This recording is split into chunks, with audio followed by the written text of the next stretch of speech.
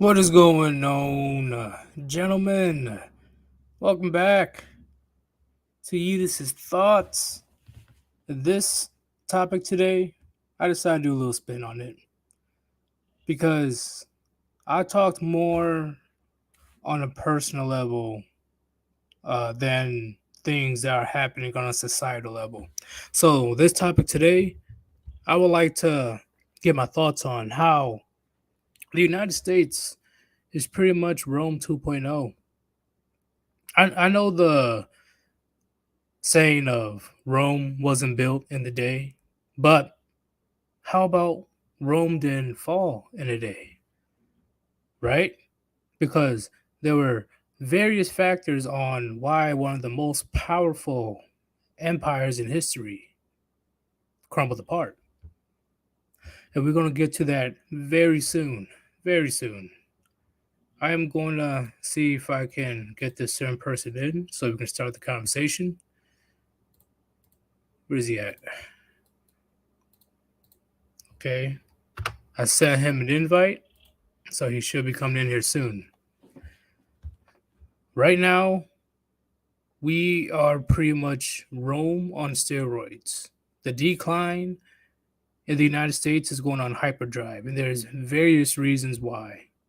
I know that the US and Rome aren't exactly the same, but the patterns are pretty close enough. Because you already know those who fail to learn from history is doomed to repeat it. And that's pretty much what's happening right now. Let me bring in the one, the only Gray. What's going on? Good evening. God, I'm digging out bloody textbooks for this stuff. So Textbooks. Oh shit. yeah, no, I got some freaking university lecture documentation on this. So Oh fuck yeah. Okay, so when I introduce this first topic, you can go ahead and I have to do a important phone call. But I I'm gonna kick this off. So when it comes to the United States, right? The United States right now is too powerful to be invaded from outside. For now. Right now we are the strongest military in history. I will say that. Would you agree, Gray? sorry, can you repeat that? The US is the strongest military in history. Oh, definitely. And Yeah. we are literally Rome on steroids.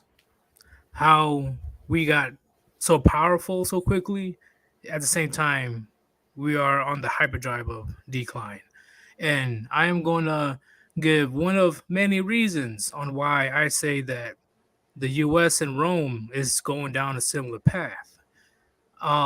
So a big thing is antagonism between the Senate and the Emperor, where they just cannot get along. They're just doing the craziest stuff out of spite or for their own selfish means. Nothing for the betterment of the people. It is just a whole little vengeful game between the branches of the U.S. that can be compared to what happened in Rome. What do you have to say about that, Gray? I'll be right back. Well, I'm definitely not going to say it wasn't an issue.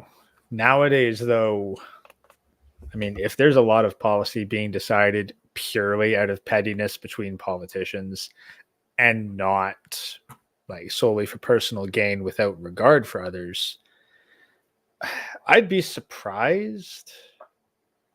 Just that level of there's a lot of work that goes into that kind of stuff. But from what I've actually been able to research quickly, there's a lot of conflicting opinions on why the Roman Empire fell. Like, you ask a whole bunch of different authors, you get a whole bunch of different answers throughout the years. So I was trying to find a half decent quote. I think I'll quote Edward Gibbon for this one. He's definitely one of the more prominent voices on this and has one of the larger book series on it. So, the decline of Rome was the natural and inevitable effect of immoderate greatness. Prosperity ripened the principle of decay. The causes of destruction multiplied with the extent of conquest, and as soon as time or accident had removed the artificial supports, the stupendous fabric yielded to the pressure of its own weight. The story of its ruin is simple and obvious, and instead of inquiring why the Roman Empire was destroyed, we should rather be surprised it had subsisted so long. Did you go with the entire story without me? Nah, that's just one quote from one author on their own personal opinion of why the conflict fell.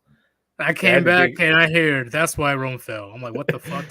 Yeah, no, that's this is actually a book by Donald Kagan, which explores multiple other books on the subject. And he's actually quoting like 10 different authors with conflicting opinions on the exact nature of the fall of the Roman Empire. Yeah, and once again, it took a long time for Rome to fully collapse. There's plenty of variables, Chad.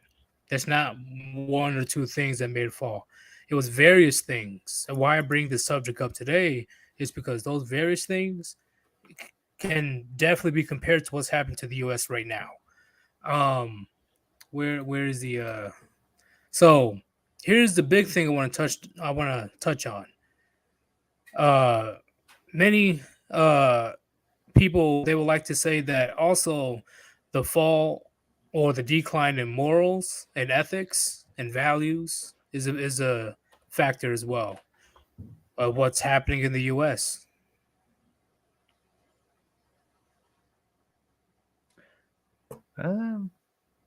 Definitely an element of it. Yeah, Whether that's the not cause or necessarily. whether that's the cause or the symptom.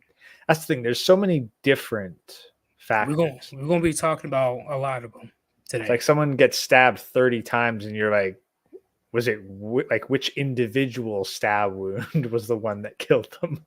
True, but at the same Like, was time, it 29 attempted murders and one murder? true, but at the same time, have you noticed within society the people that are doing horrible stuff is being celebrated, and the good people are getting punished for it or getting shut down by society?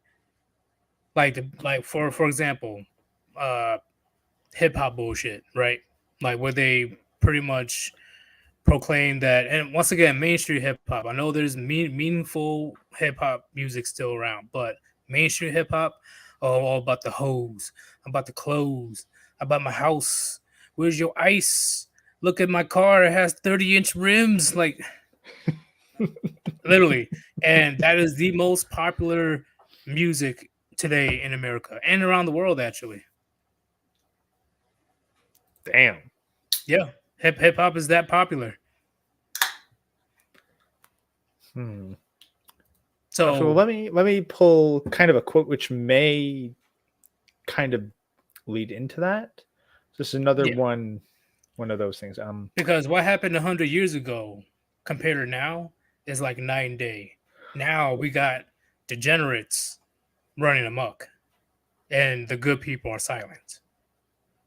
And whoever tries to speak up is shot down immediately. True. Well, that's also where I think the quote is the fish rots from the head.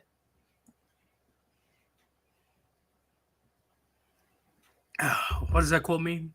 Are Well, you able to basically, elaborate? the people in power are reflected on the people below. Like, I don't think that there are very many societies or cultures or civilizations where you get a degenerate populace and restrained leadership. I agree. Like, it's And very easy to get leadership that is absolutely degenerate and still have your population be somewhat civilized. yeah, because here's the crazy part, right? Which is how I say that society is dying when it comes to Western society, more specifically the United States. The morals, ethics, values is all disappearing, uh, little by little. Because once again, didn't Sleepy Joe distribute needles? Oh yeah, with the injection sites.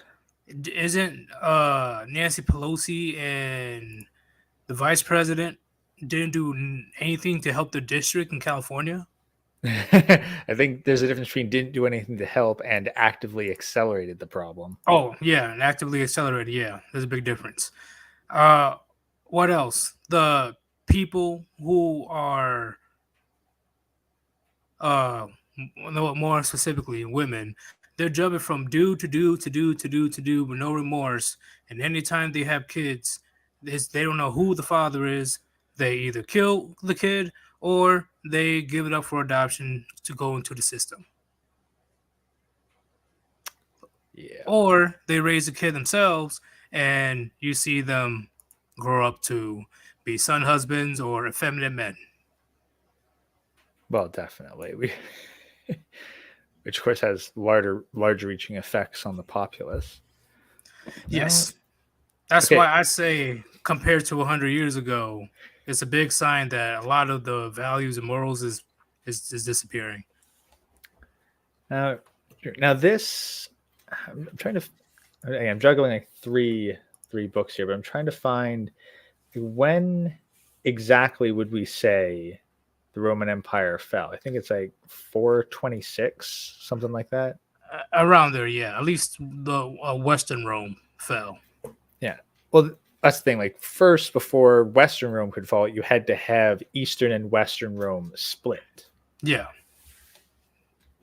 Now, what's interesting, because if we were to take that equivalent to the US, what we might see is kind of a central and coastal split, or a northern and southern split. Because there's very clearly a split between the US now if you look at the political map. Oh, definitely. I agree. And potentially there may or may not be a Civil War 2.0. I'm saying it's a theory. I'm not saying it's going to happen. But based on my calculations, it's a theory that may become true. But when it comes to that happening, things going to shit, there's also a big one, right? The fast expansion of the empire. And on top of that, constant wars and constant military spending. Do you know the majority of the US's history is wars? Literally 90-something% of the US's existence, we were in war. Yeah, I'm familiar with that. And we got so much money on military expenses. So much money. Every year. And every year it just gets higher and higher.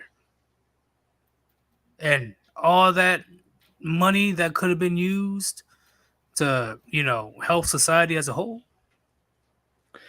Well, the funny thing is, I'd actually point out that the opposite, because a lot of people talk about the money being used to help society.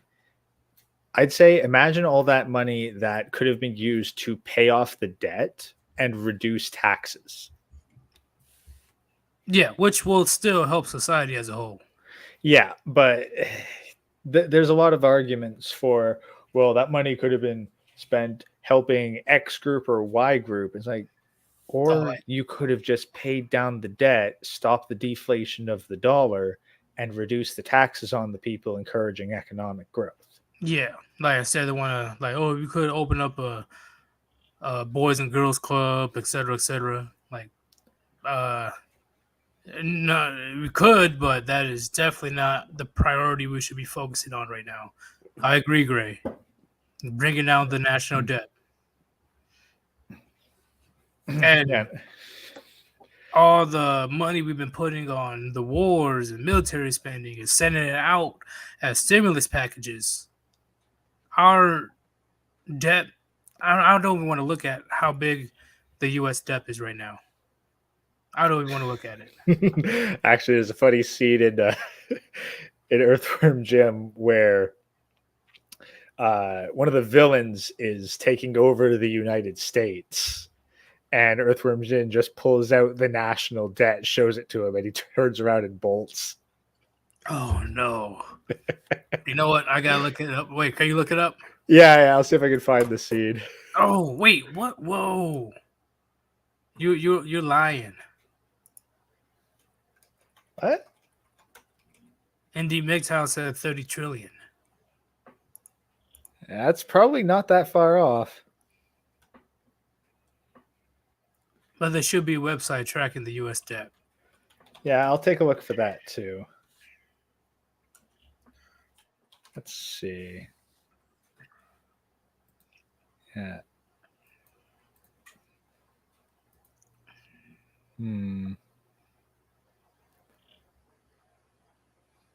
Honestly, I can't find it here. So what I'll need to do is get a torrent. I'll have to get a torrent of the series, find the clip, and then cut it out because it's the kind of thing that really should be clipped. I got you. All right. Damn. Okay. So yeah, let's check. Yeah, the national debt. Yeah, 30 trillion. 335 billion, 77 million, No. Hundreds of thousands, and then plenty of hundreds after that, and it's counting up all the time. USDebtClock.org, people. Debt per citizen, 91,000, and debt per taxpayer. And who pays more on taxes? Men or women? God damn. That's fucked up. That's fucked up.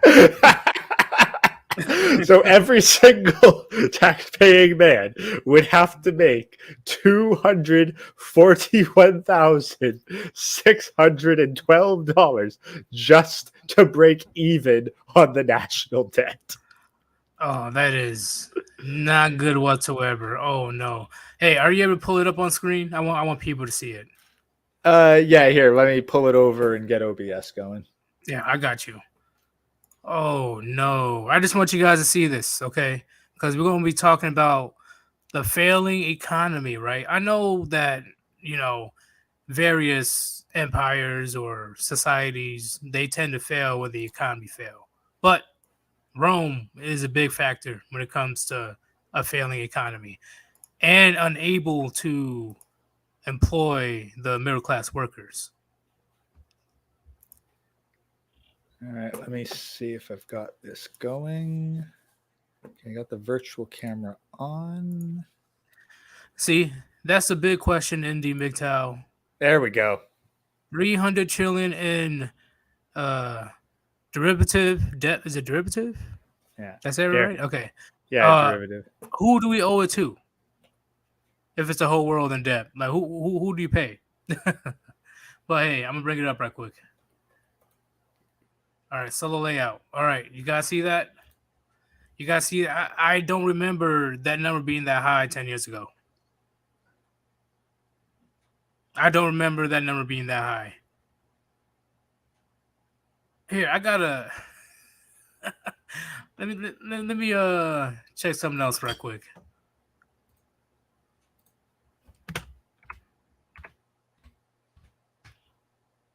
Oh, damn. So, yeah. So Apparently, yeah, 1960, it was 53%.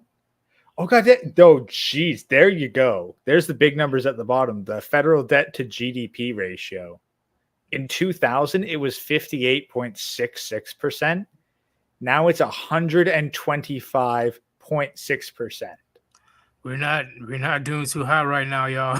Like that, I think that's the highest it's ever been, at least Ever. according to these numbers on the bottom.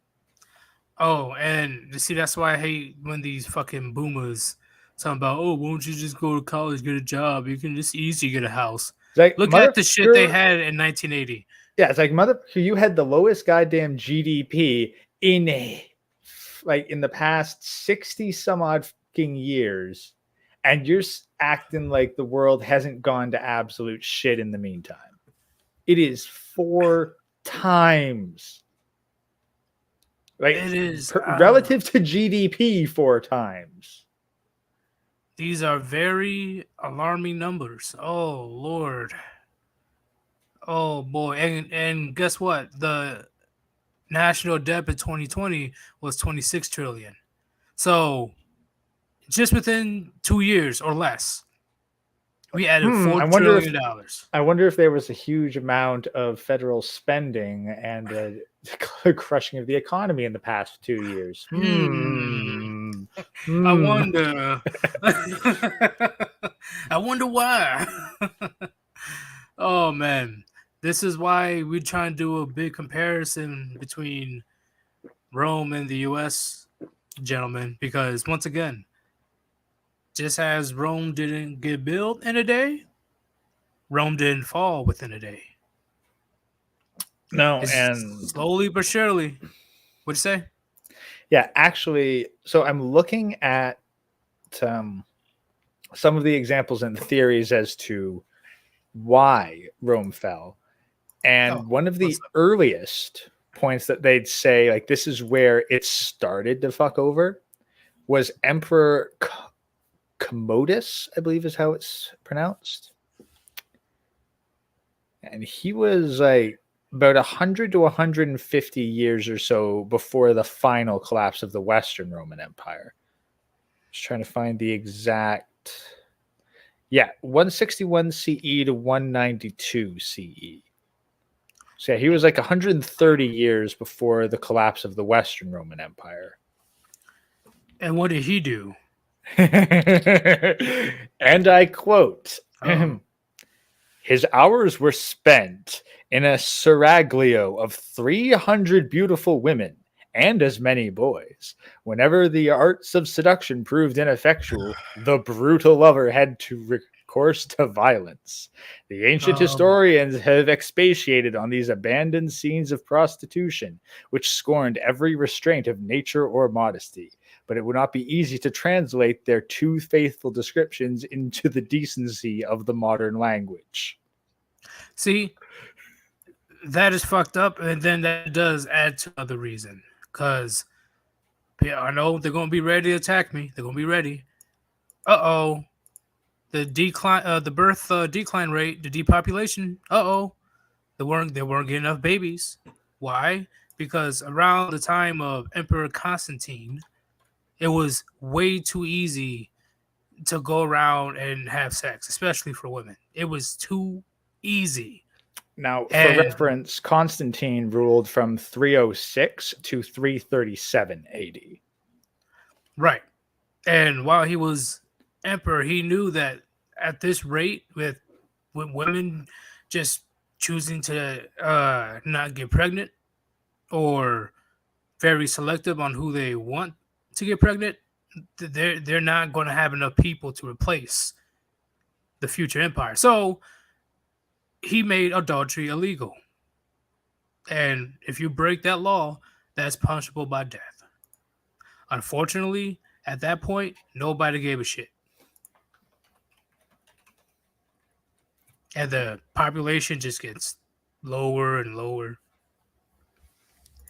Then you have to worry about the migration that came into Rome. There was a lot of outsiders that came into Rome. I'm not talking about the initial invasion. No, I'm just talking about like a great migration. They just all just say, we're just going to chill here.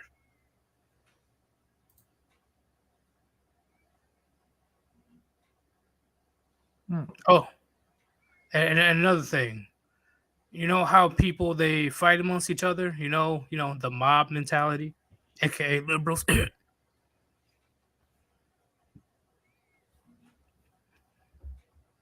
All you gentlemen know about that very well. The mob mentality of how they don't care about the betterment of society as a whole. As long as they get what they want, as long as they're right, and as long as everybody else is wrong, they don't care who they have to run through or destroy to get what they want. Such as Black Lives Matter, such as feminists, such as alphabet community. The mob mentality near the end of the Roman Empire was very strong, very strong. Oh, and constant assassinations didn't help of emperors. Oh, yeah. Speaking, yeah, that's how Commodus went. After 12 years, he was assassinated by the guy who became the next emperor. Yeah, and the people that were supposed to protect the emperors were what was their name? What was their name? Hold up, I got it. The Praetorian Guards. Yeah. Oh, yeah. Yeah. So here's the thing. A couple quotes. After Commodus had ruled for 12 horrible years, he was finally assassinated by his own servants, and a distinguished senator named Pertinax was named emperor. Pertinax started out promisingly, but his days were numbered. The Praetorian Guards had enjoyed the favor of Commodus, and they were outraged when Pertinax tried to get them under control. They killed him and displayed his head on a pole. This was the outset of the terrible Year of the Five Emperors.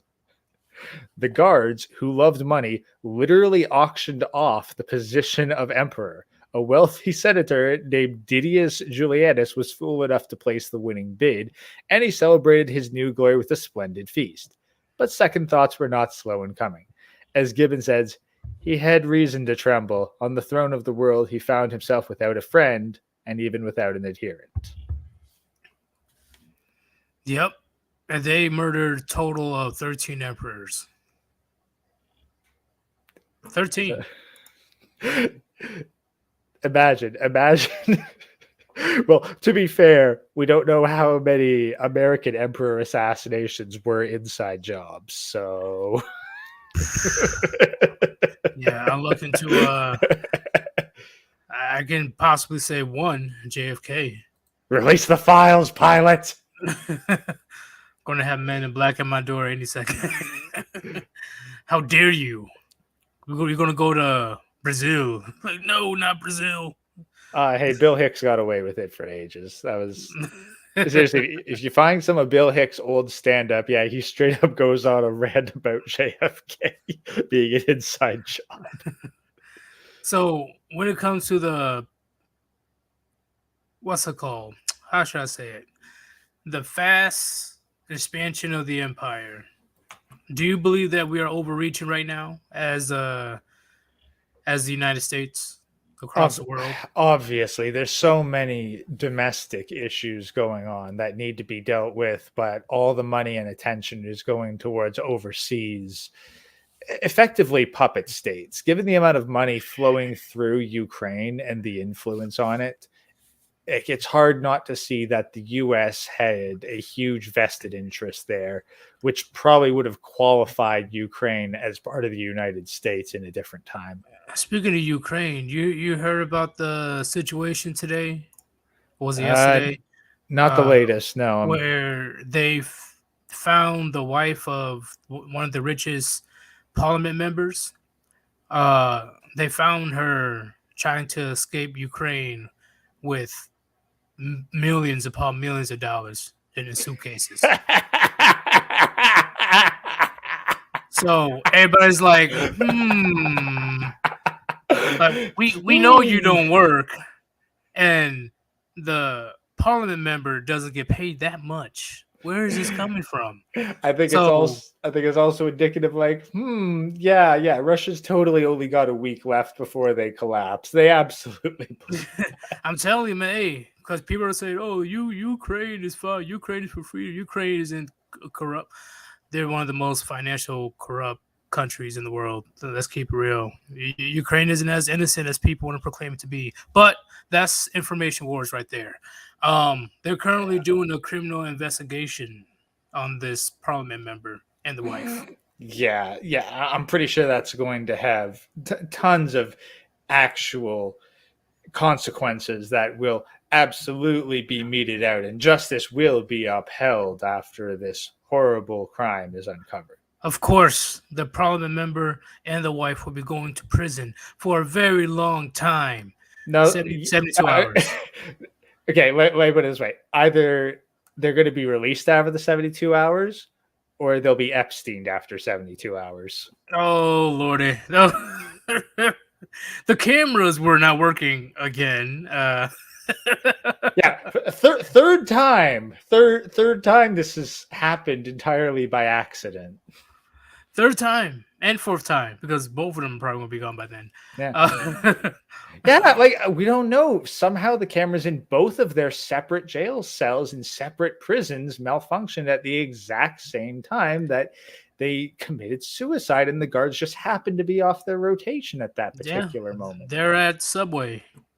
But Ukraine's at war. How are you going to shut up? They're at Subway. Not Russian Subway, though. No. Western Ukraine, Poland border Subway. Yes, there's a Subway at the border. Yeah. By the way, just in history and decline, the history decline of the fall of the Western Roman Empire, yeah, there's 26 different references to adultery throughout the books. Oh yeah. The adultery was insane during the decline of Rome, because I think first off, women were able to own land, right? I think they were.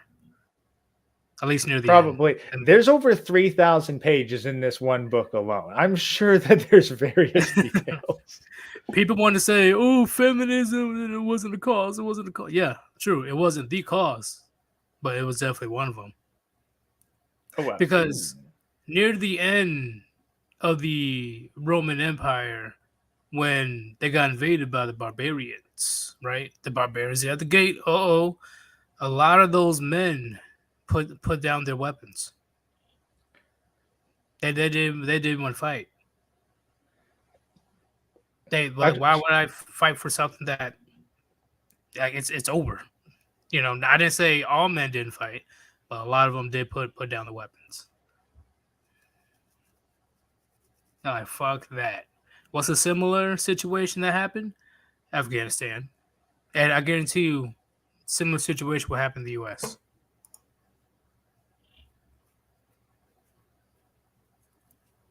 What do you say about that? Sorry, half my brain is like trying to read and process these books. So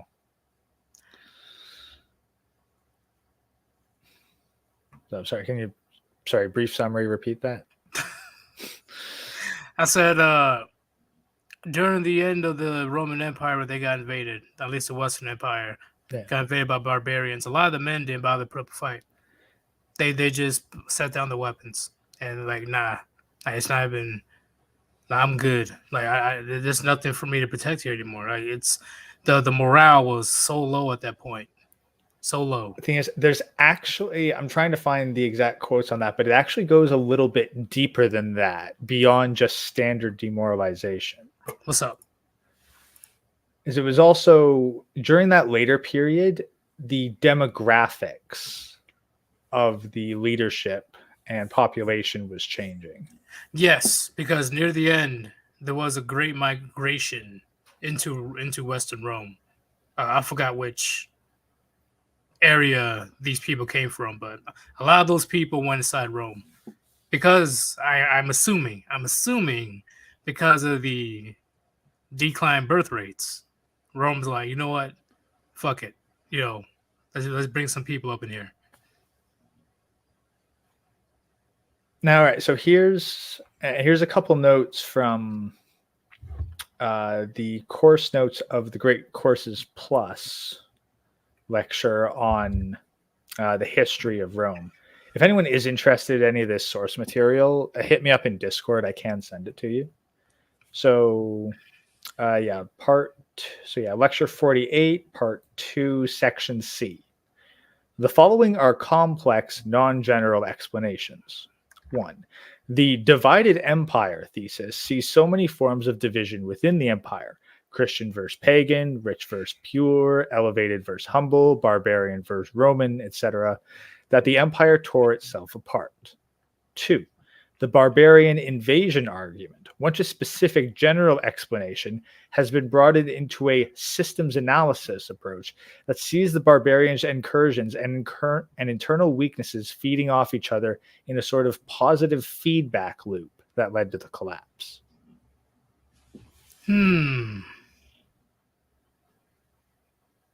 Repeat that last sentence one more time.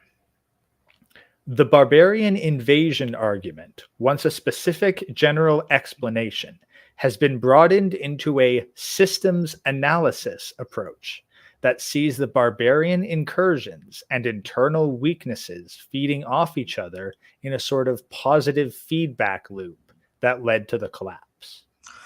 So that means that they were pushing for the barbarians to come through, or like, what do you mean by that?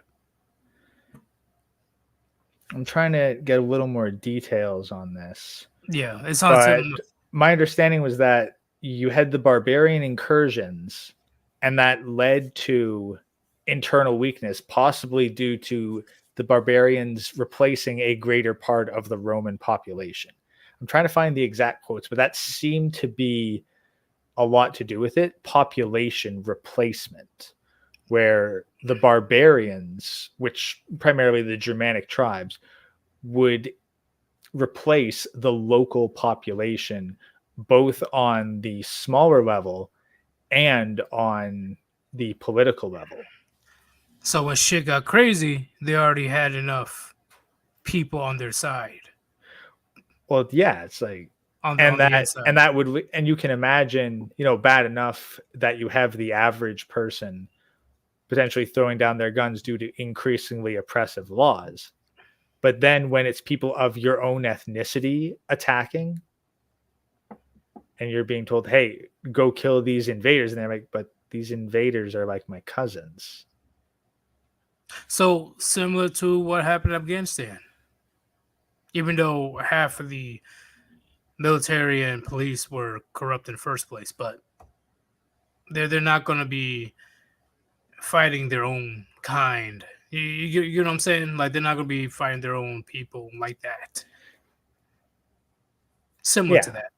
Yeah, and we can even kind of see in Ukraine, like we've heard multiple times about ethnic Russians living in Ukraine being treated very poorly by the local populace.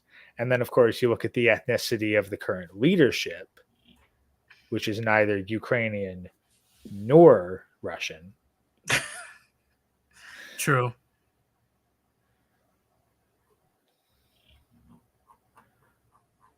So there's a lot of parallels. Just trying to find.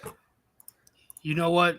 Just like what Alan Herman said, I'm a contact TFM. See if you'll do a part 2 on this. That would be good. And honestly, I'm hoping I can find a couple more references to this kind of stuff, because I feel like the guy who didn't study for the test. No, because there's plenty of reasons, why, because like we didn't even get into the natural disasters that wrecked Rome, like the Pompeii volcano. That fucked a lot of things up. Yeah, that's the thing. That's the thing. Like I've heard a lot of these, but what I'm looking for right now in particular is some sort of verifiable evidence rather than secondhand information. I'm trying to find some firsthand evidence. You will here. have to literally go like deep dive for that shit. Yeah. Well, what's nice is this one book. It's like 60 years old. It was printed in 1963, and the only version of this book I've been able to find is someone took this freaking book, scanned the whole thing, and it's like a secondhand copy that clearly someone used to study, because there's a bunch of underlined sections in different colors of pen. Yeah, that is true, man. That is true. Well, while you're still reading and stuff, if anybody wants to join in and give your opinions on this topic, if you got anything to say, go ahead and jump in. And if you support your boy, Sir Yeetus, and the Warband, go ahead and click on the link on top of the chat and donate to Cash App /Sir Yeetus. All donations are appreciated, whether you have questions or you just want to donate. Thank you very much. All right. Well, here's one quote I managed to find. So, as the happiness of a future life is the great object of religion, we may hear without surprise or scandal that the introduction, or at least the abuse, of Christianity had some influence on the decline and fall of the Roman Empire. The clergy successfully preached the doctrines of patience and pusillanimity. I have to look that one up. But patience and pusillanimity, the active virtues of society, were discouraged, and the last remains of the military spirit were buried in the cloister. A large portion of public and private wealth was consecrated to the specious demands of charity and devotion, and the soldiers' pay was lavished on the useless multitudes of both sexes, who could only plead the merits of abstinence and chastity.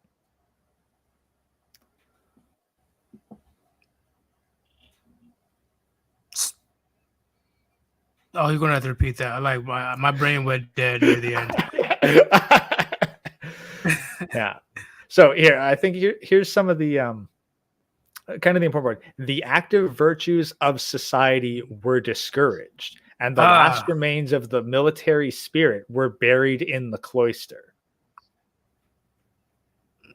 so pretty much that proved our point from before, saying that yeah, the morality and ethics and stuff is just like, nah, we're good. Do what you want. I don't care how uh degrading, promiscuous, or horrible it is. Just do it. Yeah, but think about this. So Christianity was perhaps not initially, but over time became. I think Christianity wasn't the state religion, at least not initially, but it was the religion that the emperor Constantine and future ones openly said, yes, this is the one we prefer. Now, think about that. What religious teachings nowadays discourage the virtues of society and bury the military spirit?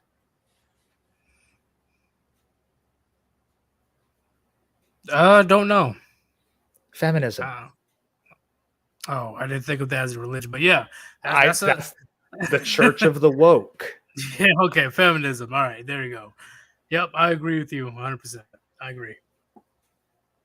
agree. That's what's definitely hurting our country now, and I guarantee you that pretty much what it was around the time that Rome fell. Even though they didn't call it feminism, it was pretty much feminism. What's the thing? It was Christianity. It spread patience. Let me look up pusillanimity.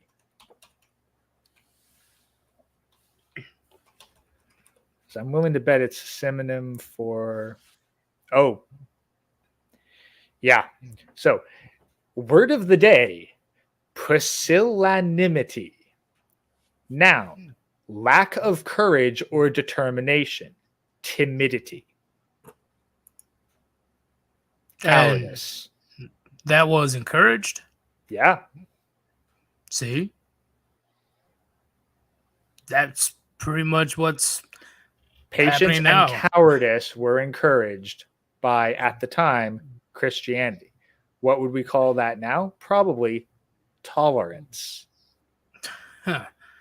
The tolerable left.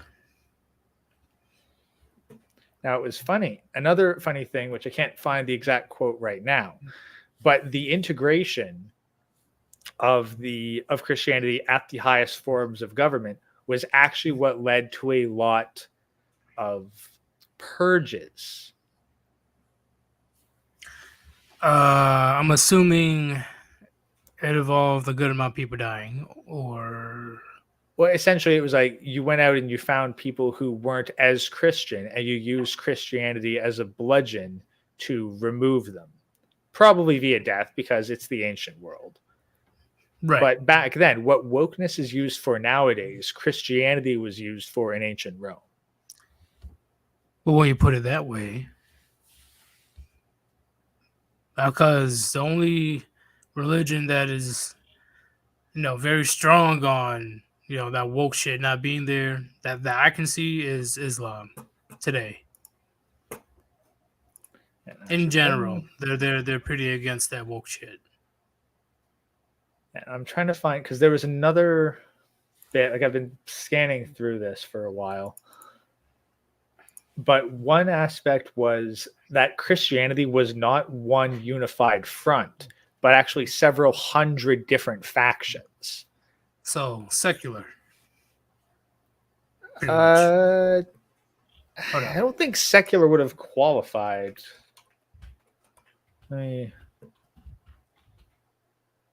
No, secular is activities that don't have a religious or spiritual basis. Well, no, it's. I'll explain after you're done with the. Because I used it wrong. Yeah. That was my next topic on Christianity, but my bad. I'll speak on that after. I got something to speak on. So, but basically, it's another parallel. Yeah. Like, think about how many different factions there are to, like, the Church of Woke. Like, Antifa, BLM, and the LGBTQ mafia. Some of them absolutely fucking hate each other. Yep. But they're all And united under this broader category. Much as the same with the church. You had hundreds of competing doctrines. yeah. Yeah, it's But too many clashing ideals. Way too many. Nobody can get on the same page. And what I meant by secular was, which corresponds to what you were saying, right? Is everybody is having all these different sects of Christianity, unorthodox or whatever the frick it is. But they don't really practice the true meaning of Christianity, like the core basis, right? They just want to put their own spin on it. well, and a big part was Christianity did originally arrive as a whole bunch of essentially small cults, right? Which were later united by Constantine at the Council of Nicaea, where he took about 300 bishops and they all got together and established the core tenets of what would become Roman Catholicism. Right. And like what Davina said, real fights over imaginary differences. Yeah, like that's horrible. Like here, I give an example. The manosphere, right? The manosphere at first, right? It's not a place, it's not where a group of people get together. It's just a realm where people have the same ideals or similar ideals. But we all follow the core concept of what the manosphere is supposed to be. As the years go by, we got more people are in the manosphere with completely different goals and ambitions that contradicts what the manosphere is supposed to be, or they just have their own spin on it. So yeah, I'm part of the manosphere, but I do this, I do that, I do that. Like, no, that's not what it's supposed to be. So the message got too big, it got too out of control, and now, at least around the Roman time, it became a mess with a bunch of Christians with different ideals, and it went out of control, and that, I assume, bred a lot of distaste between people because they're ancient, so I'm sure that they weren't as nice as we are. Well, you could get away with murder a lot easier anyway. Way easier back in the day. Like, oh, they fell down the steps 32 times into pottery. Oh, he's just there. I don't know how his body got there. But I'm going to add two people right quick. Carry on, what's up? I'm good. And Real Talk, what's going on? What's happening, boys? Carry on. We're going to start with you first, since I saw your private message. Dude. What is your perspective on what we're talking about? Similarities between Rome and America. Well, there's a lot of reasons why Rome collapsed. The people were they just had no drive anymore. The Roman population in actual Rome was technically metropolitan city like New York or LA. So the top were having an advanced civilization of living the best life that they can, but people at the bottom or the middle were living like really bad lives. And the only time they could get away from being taxed to hell and back was by becoming a slave to someone else around that time. So becoming a Roman citizen wasn't anything special anymore. So people didn't join the army. That was also another reason why there was so many reasons why Rome collapsed. So yeah, it's crazy. They also had a lot of plagues. Yeah, a lot of plagues killed off the before the scourge of God until the Hun came. They had a lot of plagues that wiped out a lot of their soldiers. Like the first century was hell for them. I feel like I'm not sure how much people died, but like there was plagues. Most of Rome revolted. Actually, the places that became France became its own semi-empire for a certain period of time. The eastern part of Rome separated too, and I'm not sure what the Persians or some other group. They were attacking Rome, and they'll be attacked by the Germans, of course, of Germanic tribes. So yeah, Rome was surrounded by all sides. A plague came, so there wasn't that much people to fight back, and that just drained a lot of resources and, well, like manpower too. So going on, Rome was lacking people that were important, and they kept on sabotaging each other, killing each other. So anyone that actually had the actual steels and guts to like rebuild Rome would probably die in 10 years or something like that. Yeah, sorry. On the note of plague, I just found a reference to one. There was a plague that went from year 250 to 265 without interruption. Bubonic? Just plague. Not sure which one, but probably would be. Like, it wasn't necessarily Rome the was- bubonic plague, but yeah, basically 15 years where all of Rome is getting horrendously sick. Damn. Well, the Roman, 5,000 daily corpses. That's I don't know insane. Rome, the city or the empire, because that's. But yeah. Yeah, and depopulated entire town. So yeah, one period it was 5,000 people a day, and entire towns that escaped barbarians sacking were just wiped out by plague. Yeah. Also, like when Rome was having a civil war between their people, they used barbarians to fill up their ranks. So the barbarians were getting trained in Roman techniques and so on, and they kept on doing this like decades and decades until like they were using barbarians. And like when Attila came, they used barbarians to somewhat fight against them, but because Attila was technically like the biggest threat to everyone there. But as soon as Attila turned away, the barbarians are like, well, Rome's fucked right now. We're just going to invade Rome. And that's how Rome finally collapsed. But there was like two kings fighting in Rome, well, Western Rome at the time, because they wanted the power and they were just fucking around when Rome was collapsing. And like, I think not sure exactly, but like the women in Rome that were in power were like fucking over the men were fucking over each other. It was just like, it's literally Game of Thrones in real life about dragons and magic bullshit. But yeah, that's how bad it got. Sounds like Western countries today. Mm-hmm. We're not that bad yet. Hopefully. You came to the States. Just saying. It's pretty bad. Well, I mean, let's be honest. The worst plague that we've had is apparently only going to be about 2 years long, and there's no way we're piling up 5,000 corpses a day. No, it's something that they just want to use as a cover. So, but real talk. What's going on? Yeah, this is there's the similarities are very, very stark, but the one I do want to address is, can we all agree that once there was a monopoly on power with the federal government in the United States, things just started to go downhill? Like essentially, once the federal government had absolute power, they became corrupt absolutely. And I think we saw that in Rome. How many times the senators got, an emperor? You have Augustus Caesar. You have the emperor that was played in, I forgot Gray, the one that Gray had alluded to, that was played in Gladiator. Constantine? Commodus. Commodus was a close enough. Yeah. So basically, there was always a fight for a monopoly on power in Rome, and I think once the nation's capital was named Washington D.C.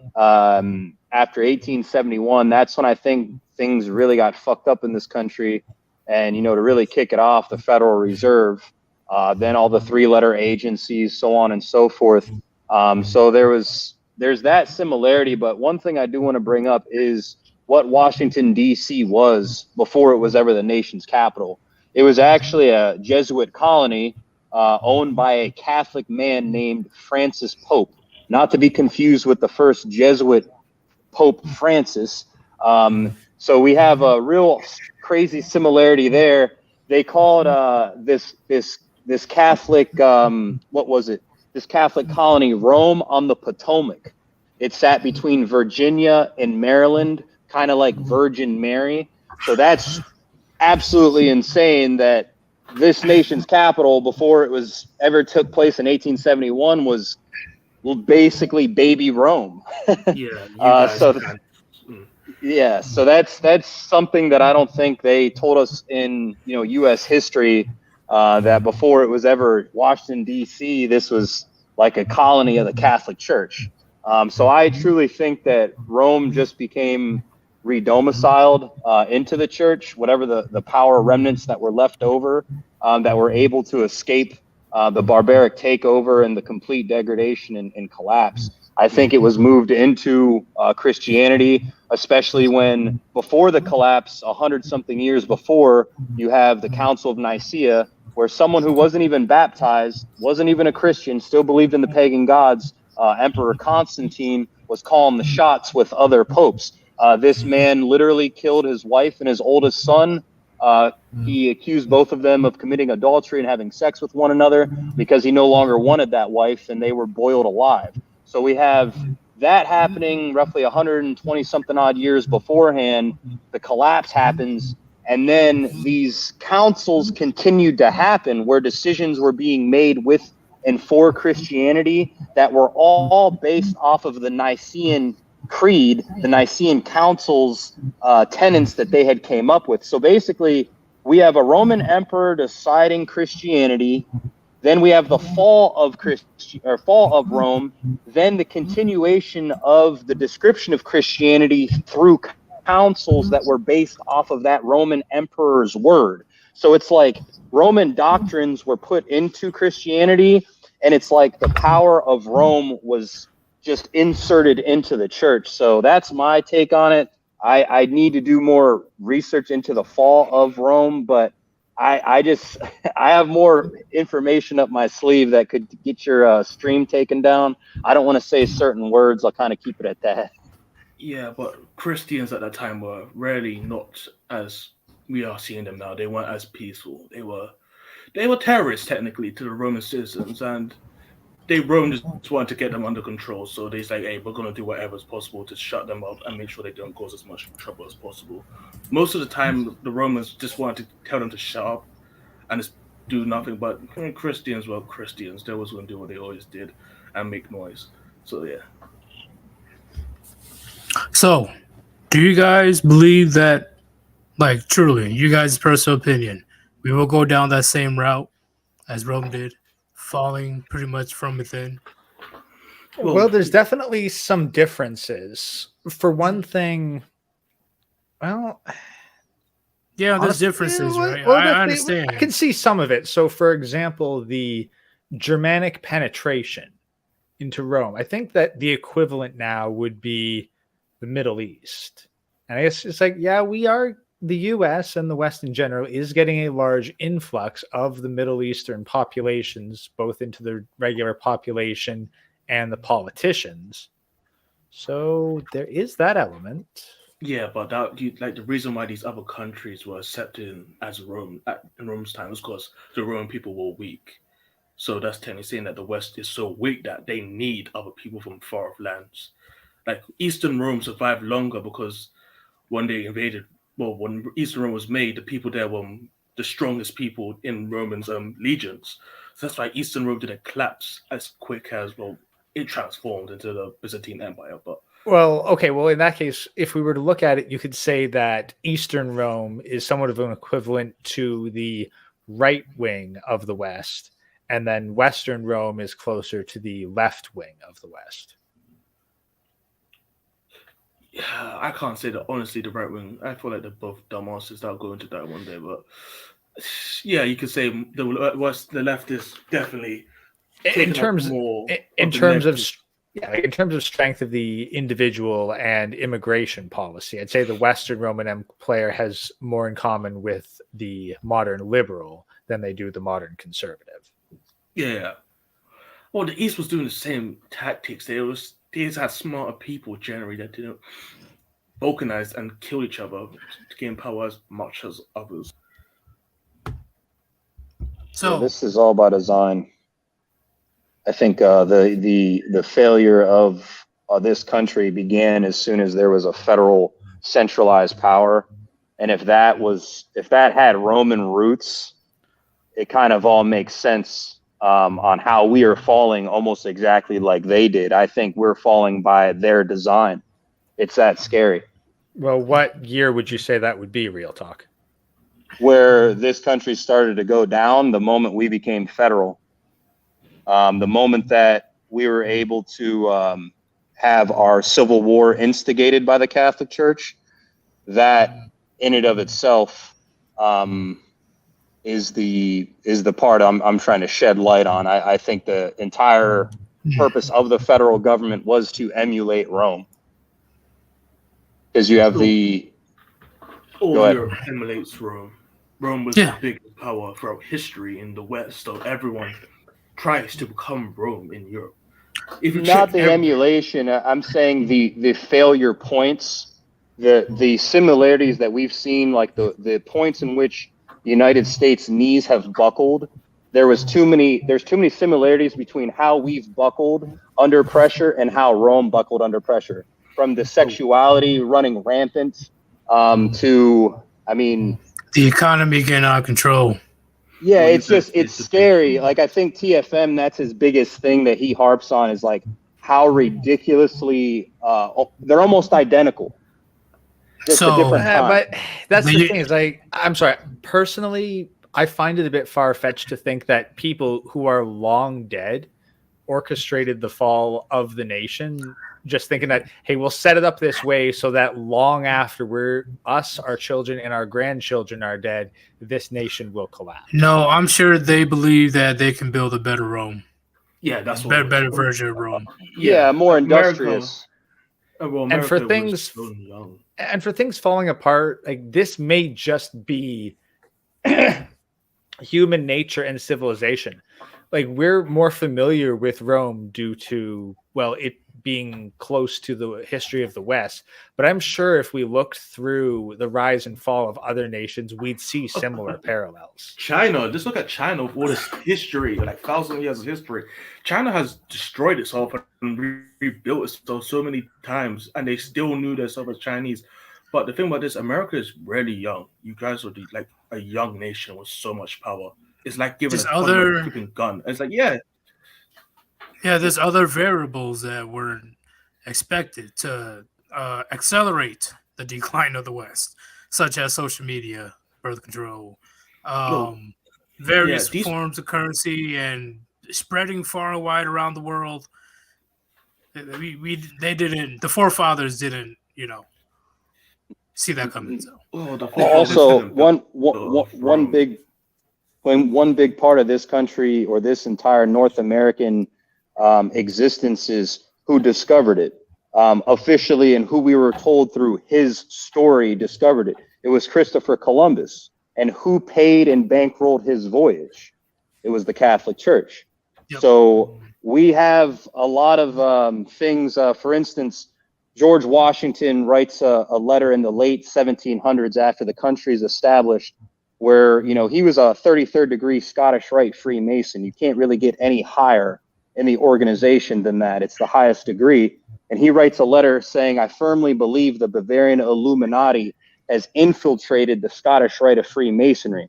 So if Washington, D.C. is the land of Masons, it was laid out by L'Enfant, a Scottish Rite 33rd degree French Freemason. It just has so many roots to Masonry. If he's saying that our country has been, or this secret society has been infiltrated by this quote unquote Illuminati, was Rome ever infiltrated? Was there ever any sort of secret society within the powers that, shouldn't be calling the shots, where the typical peasant had no clue what was going on? That's another similarity. Shots were being called behind closed doors in Rome, just like they are today, and your average voter has no clue what's going on. Well, that's you're going all Alex Jones on me, bro. Well, actually, to kind of answer that specifically, there's a small blurb on mystery cults / religion. Predominantly Eastern cults in which a select group of initiates went through secret rites about which they were sworn to secrecy, hence the mystery, and thereby entered into a special relationship with the deity concerned, e.g. Mithras, Isis, A major rival to Christianity, such cults became very popular in the West in the 2nd and 3rd centuries AD. Yeah, and also the founders of this country, many of them were Masons. George Washington, he had 74 generals. Of the 74, 33 of them were Masons, believe it or not. If you guys don't believe it, and I'll talk to the chat as well, go read it up or just go look at his paintings. Oh, wait, you don't really know what to look for. But just read it up. Just read it. All I can say is I know what Real Talk is talking about. Bitch, why did they get me in that shit? Like, I feel offended. I'm on the Freemasons now. just put it out there, you know. Like I've seen all the history channels and the documentaries, and I read it up as well. Let's see. Yeah. Actually, right there's a book on that I found that will probably go into depth. That it was recommended to me by someone completely different several months back. Morals and Dogma of the Ancient and Accepted Scottish Rite of Freemasonry by Albert Pike. Yes, he was the only Confederate statue allowed in Washington, D.C. for the longest time. And on that statue, he's holding his book, Morals and Dogma, Albert Pike. Yep. And that's what, what's crazy is, TFM, if I send TFM to a certain avenue, it's going to make his head explode because once he comes across this information, he's really going to understand the big picture. But essentially, Albert Pike wrote a letter in the late 1800s predicting the First World War, the Second World War to the T, said there will be a Third World War eventually at some point, and also described the establishment of Israel and how it would happen. It's like, how does someone who's a part of a secret society who has like a huge statue of him holding this book, how is he able to write a letter and then all of this shit comes true? Is it a plan or is it a coincidence? So I think we need to understand one thing. We can see all of these facts, whether the history of this country, the history of Washington, D.C., but you got to look at one thing after another and you got to say, is this all a coincidence or is there some way there could be a conspiracy behind this? Let's say conspiracy. Well, here's my question, which I imagine I'd find if I read a couple of these things. What's the objective? Guys, we're still talking about Rome chat, so let's not get too. No, yeah. I ain't talking about. I ain't talking to you guys. I'm talking to chat. We're still talking about Rome. We're just deep diving into this topic. So that would be my question. Is all this work, literal centuries of continued work, millions upon millions of lives. Why? What's the objective? It's the order of the quest. The founders of this country went by the order of the quest. That was the Masonic order they called themselves, and their quest was to create a one world government. And I'm pretty sure the one world government was on display during the beer bug, because everyone did the same exact thing at the same exact time, and you're like, wait a second, how is that even possible? Well, that's not surprising. They clearly. Oh, Lordy. Well, no, honestly, we didn't even see the one world government is now called the New World Order, and unfortunately, they definitely the New World Order is definitely siding with Ukraine in this current conflict. So let's not Alex Jones my live show.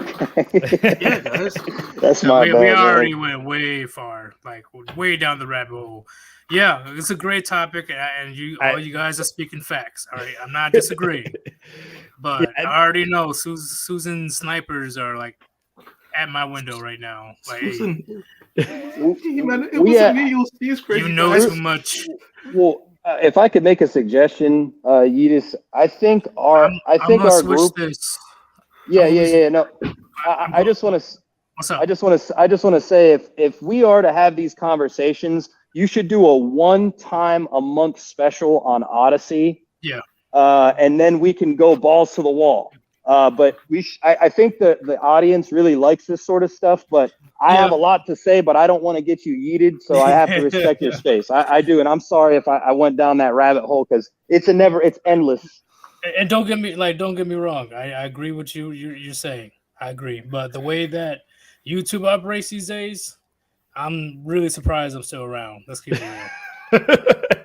Like, especially with the guests I had on, like that big special. The live stream is on Chronic's channel, not mine. Yeah, because Chronic doesn't give a shit, but he wants my channel to grow. You get what I'm saying? Woo! I was like, oh man, he's all you guys are getting too base, too base. Okay, Please, how about guys? Something to get it back on topic? How about how the military power of Rome had fallen significantly as time went on, and in the United States, the same thing's happening.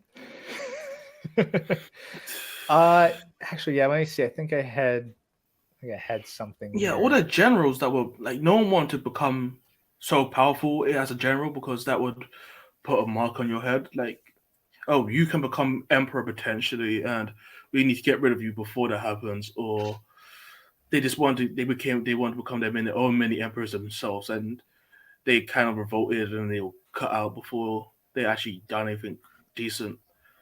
And I think Rome had like a period when there was 2 emperors and 2 Caesars, which Caesars are like mini emperors, so they will look after a select land, but they'll be under an emperor. And so, hey guys, I'm gonna interrupt you right quick.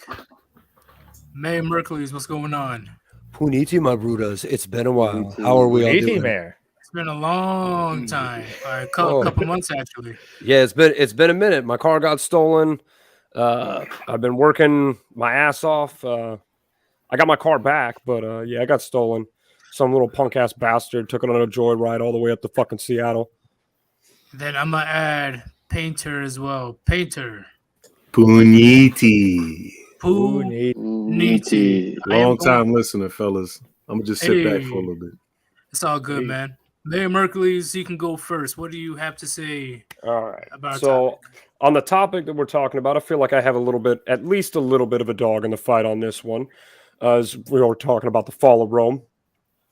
And you guys bringing up all this stuff with Constantine changing church doctrine to basically make it easier for pagans to integrate into the church and not feel so left out from their ancient traditions and their families. Mm. So that's basically what we're seeing now here in the United States, comparing the religious doctrine change that Constantine did to the woke ideology that feminism has currently forced and shoved down every child's throat in this country. Mm-hmm. Yep. There's a direct, almost mirror image of the two staring at each other. And they can still want to proclaim that they're Christians and stuff, like they're moral high ground. You know, I'm supposed to be submissive to my husband, but let's rewrite that part of the vow right quick. Yeah. I'm not doing that. Yeah, we're gonna ignore that part. Yeah, like feminists. feminists. As soon as religions were, ideas of religions were touched by man, they were tainted. Anyone can say any religion is not tainted by grasp of man, but that would be a complete whole lie. Well, let's be honest. Without humanity, there would be no such thing as religion. You can have rules, but unless you have someone to interpret the rules, they just exist in an amorphous form of cause and effect. Yeah, religions are just the end point of ideas. They all lead to religions. It's just that most people don't realize that when people say get rid of religions, what will replace religions are doctrines and ideas and cultures. And this goes on. So right now we have multiple smaller religions blooming, and they're becoming cults, and they will form into religions if they keep on growing. But most people don't realize that ideas are infectious and they adapt to people until one day they don't have to adapt anymore, and people just accept them for what they are. And this is why me and my family reverted back to our pagan ways from our ancestors, is because to me it seemed the most pure form of a religion where you're worshiping nature. the natural order and the natural processes of things that can be easily explained even through science. There's no supernatural mysticism to it. It is what it is. You can see it, you can feel it. It's there. You're part of it. We're all part of it. In some way, shape, or form, you will return to dirt. Yep. And who knows who's right? We don't know. One of us might be. Well, none of us. There's no absolute correctness. Religion is largely historical text distilled into allegory so that the average person can understand it. Yeah, it's just religion is pretty much something that will help at least the ancient dudes back then explain the unknown. I definitely understand that. It helps people keep grounded without going crazy. If you think about it, most people need something to stabilize them in life. Yeah, I think it accumulated since the dawn of time of humans, where once they got the ability, the cognitive ability to think for themselves or be self-aware, eventually they're like, okay, I'm here, but why? Who made me? And then, they'll eventually be like, okay, there must be something out there that might have created me, and then eventually it just goes on and on and on. And the first religion on record, I think it was on record, was Sumerian. Yeah. The Epic of Gilgamesh. Well, that was the first. That was the first story, not really a religion story, but the earliest civilization. I'm sorry. Yeah, on record. My bad. Actually, I'm not sure that's the oldest civilization. Well, that's the first real. It's the first documented one. Yeah, it's where we got our first documentation of civilization. There may have been other civilizations, but they just didn't have the means to document it. No, that's the thing. I think I found there was actually one example of the Göbekli Tepe. That's what it was. Yeah, that's supposedly the first religious site, and it's not documentation, but it's actually stone carvings of animals arranged into a circle to create a temple-like structure, and it was actually completely buried, and it's suspected that it was buried on purpose, not naturally. Well, the first actual religions you could call would be the old world mystery religions such as Hermeticism, alchemy, Kundalini, shamanism. These things date back very, very far. I mean, the entire Old Testament and New Testament is based in Hermeticism. So it's like the old world spirituality. It's crazy. Like, I think what Gray's describing might be the first physical display, but like these concepts go back further than Babylon. As far as Sumer, where actually Abraham, who wrote the books of Abraham that the three Abrahamic religions of this world are based in, he was from Sumer. No, that's the thing. Sumer was like around 3000 BC, a little older than that. Göbekli Tepe is 9,500 to 8,000 BC. Yeah. It goes back pretty far. Yeah. Let me see. Crazy. But I do see what you guys are saying, and you know what? I would love for you guys to have this conversation tomorrow. If you guys have time tomorrow night, I would like to debate religion. I've been wanting to do that for a while. I'd love to join in on that one. But I mean, as far as like it compares to, because getting us back onto our topic here. Right. It is a direct correlation, and we can see, like, again, a mirror facing a mirror. What happened in Rome, where they had all of these internal fightings happening, as well as this religious doctrine change at the same time of having to fight outside forces. Yeah. Well, actually, all of these compounding issues, it breeds collapse. Oh yeah, you can think about every civilization is a body that you get attacked from the inside and the outside, and ideas are mostly like someone going crazy. They're fighting with themselves, and certain ideas will bloom and certain ones will die, and depending on which one gets most power, if they're positive, societies will last a little bit longer. Societies are always going to die. It's just how long is your society going to collapse, or will it separate peacefully and become new civilizations and bloom from there and start the whole cycle again? But hey guys, let me interrupt you right quick. Vango, is that how you say it? Yep. It don't really matter, bro. I'm trying to. I've been trying to figure it out for the last few minutes. But I'll say, yeah, I'll say Vango. Fuck it. Thank you, Vango, for your donation. Thank you very much. And No problem. what it says is for Puniti. And on top of that, if you guys want to still donate to your boy, Sir Yeetus, to support me in the Warband, definitely click on that link on top of the chat. Any donation is appreciated. But let me get to you, Van Gogh. What is your input? What's your perspective on this topic? Well, like I believe Carry On said, inevitably every civilization will fall. The process in which it happens and how long it takes to complete that cycle does depend on the specific culture and the circumstance around that culture. But for America and Rome, the parallel, I think we're going to fall in much the same way. It's literally happening before our eyes.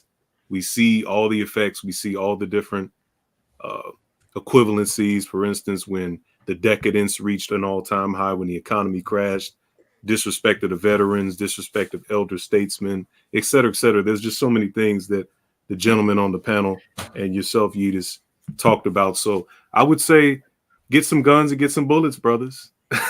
Yep. And I say, once again, like, our civilization won't go to like abrupt end, like getting immediately invaded.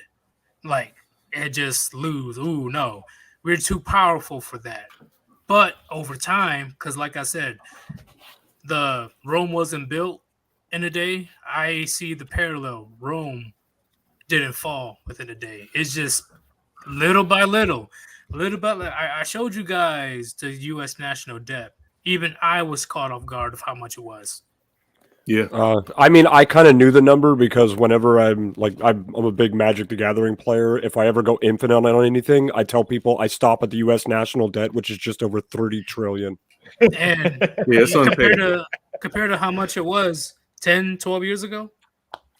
Yeah, it's unpayable. And the thing is with the debt, they're going to have to just reset and crash the whole system. That's what this whole great reset thing is for. I dropped the link in the chat. You guys should definitely check that video out. It was excellent, regardless of, if you disagree or whatever. I think that's one of the that's one of the main reasons why the superpowers aren't freaking annihilating each other. Because economically, we are too intertwined, especially the United States and China. That's literally the only reason why we haven't gone to blows yet. Because there will be no winners, at least economically. Like that's actually a huge reason. Like that's a huge justification for why, all this economic intertwining. It was basically a policy to end war as a whole, because you can't go to war with someone that you're economically interdependent on. Which is what Putin didn't see coming, on how heavy the sanctions will come in and how much support that NATO will be putting into this proxy war. He had to know.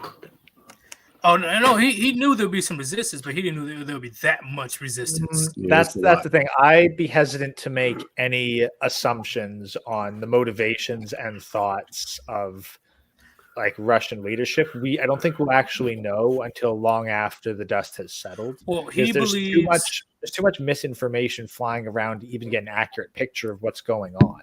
I don't think we'll even know the actual truth when all the dust settles. We're not going to. Because again, we know that. Wait. Currently, since I do have information for the last, 8-10 years now, military, he eventually wants to bring back the good old days. I'm sure everybody knows this, right? Everybody knows from the Soviet Union, USSR.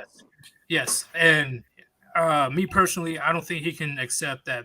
This is a brand new world now. Like at this point, it's not possible. But when it comes to not just dealing with NATO getting too close, he definitely wants to switch up the economy, the world economy, to the point where he doesn't have to rely on NATO stuff. The people within the eastern countries can focus on themselves and create a new currency, which will definitely cause a world war because Gaddafi, I think it was Syria or Libya. Libya. He tried to create his own currency with this gold coin. I forgot what it's called.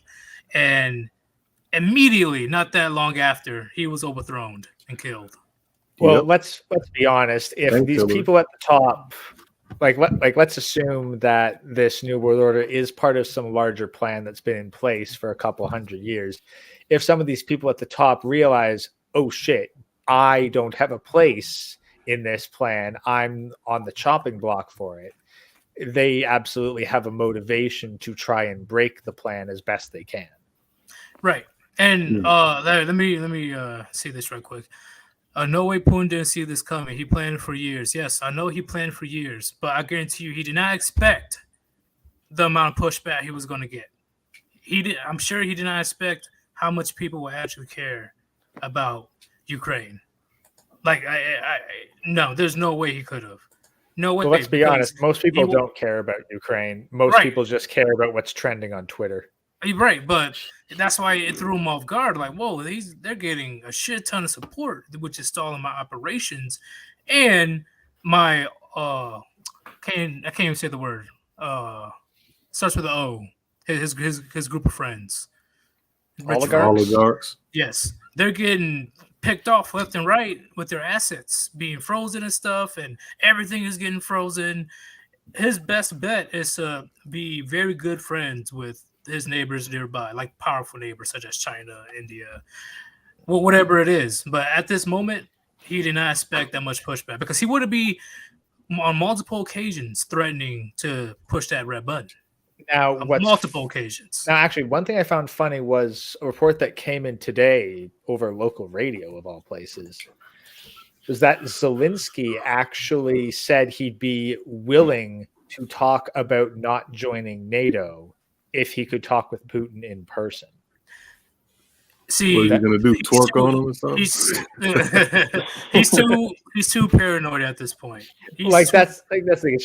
It's such a shift from his stance even a couple days ago. It's like, is Ukraine not holding out that well? Because Zelensky wouldn't have said that last week. They're not holding out that well, but once again, if he did he did plan that he will be looked at as a bad guy, but I doubt that it will be this bad of a pushback. You guys seen his conferences and stuff that he has with his officials? Like, hell, it's the longest table I've ever seen, and they're sitting on one side of the room. And especially going and dealing with the French prime minister and these other few people. He replaced over 1,000 of his previous workers. I think it was 1,000. I have to look it up again. But he replaced a shit ton of his workers before and during this Ukraine war. Like, he is getting straight up paranoid. I don't blame him. I don't blame him. He's public enemy number one right now. And all of his work, he's taking the gamble. To be fair, we got to remember that Orange Man ended up replacing basically all his administration too. Well, true, yes, but the fact that he's been playing this thing for 8 years, the gamble that he took, he thought that he knows that Ukraine is trying to join NATO, and of course, he's not going to let it happen. I wouldn't let that shit happen. It's like having your worst enemy right next to your house, aiming an RPG at your window at all times. It's like it's letting missiles within range of the Kremlin. It is unacceptable from a military standpoint. He will literally have minutes to react if the eastern Ukrainian border was loaded with NATO missiles. So I don't blame him why he did what he did. That's probably not the main reason, but as a superpower zone, he has to protect his own people and interests or whatever he's interested in. So there's a lot of elements to this. I hate a lot of this information war stuff. It's people don't want to look beyond the surface. I agree. They just want the Twitter validation. Like you look at Well, me. most people are born slaves, and they will always remain slaves. Yep. Right. 85% of people are deaf, dumb, and blind, mentally dead. But he's It like, is what it holy is. shit. Like Literal NPCs. multiple United States of amnesia. Oh no, Yeah. that's just the basic It- nature of humans. Oh, and most life forms in general. Yeah, but we are the nation that needs medication. So Russia Especially the decided to women. starve them or take their especially city. the women. Well, that's the old USSR move. Like they've been doing that for a long time. Well, it's siege warfare 101. Yeah, it's cut all the supplies off and make sure nobody leaves or goes. So, but regardless, when it comes to this situation, I definitely do agree what Real Talk is saying and what everybody else is saying. There are plays that are happening. Like it is getting to that point where the world that we know it will change forever. Yeah. And like really the best thing everyone here can do is focus on, okay, how do I make it out the other side unscathed? Because knowledge, as wonderful it is, it's only really useful to you if you can apply it. actually utilize it in some Yeah. way. Yeah.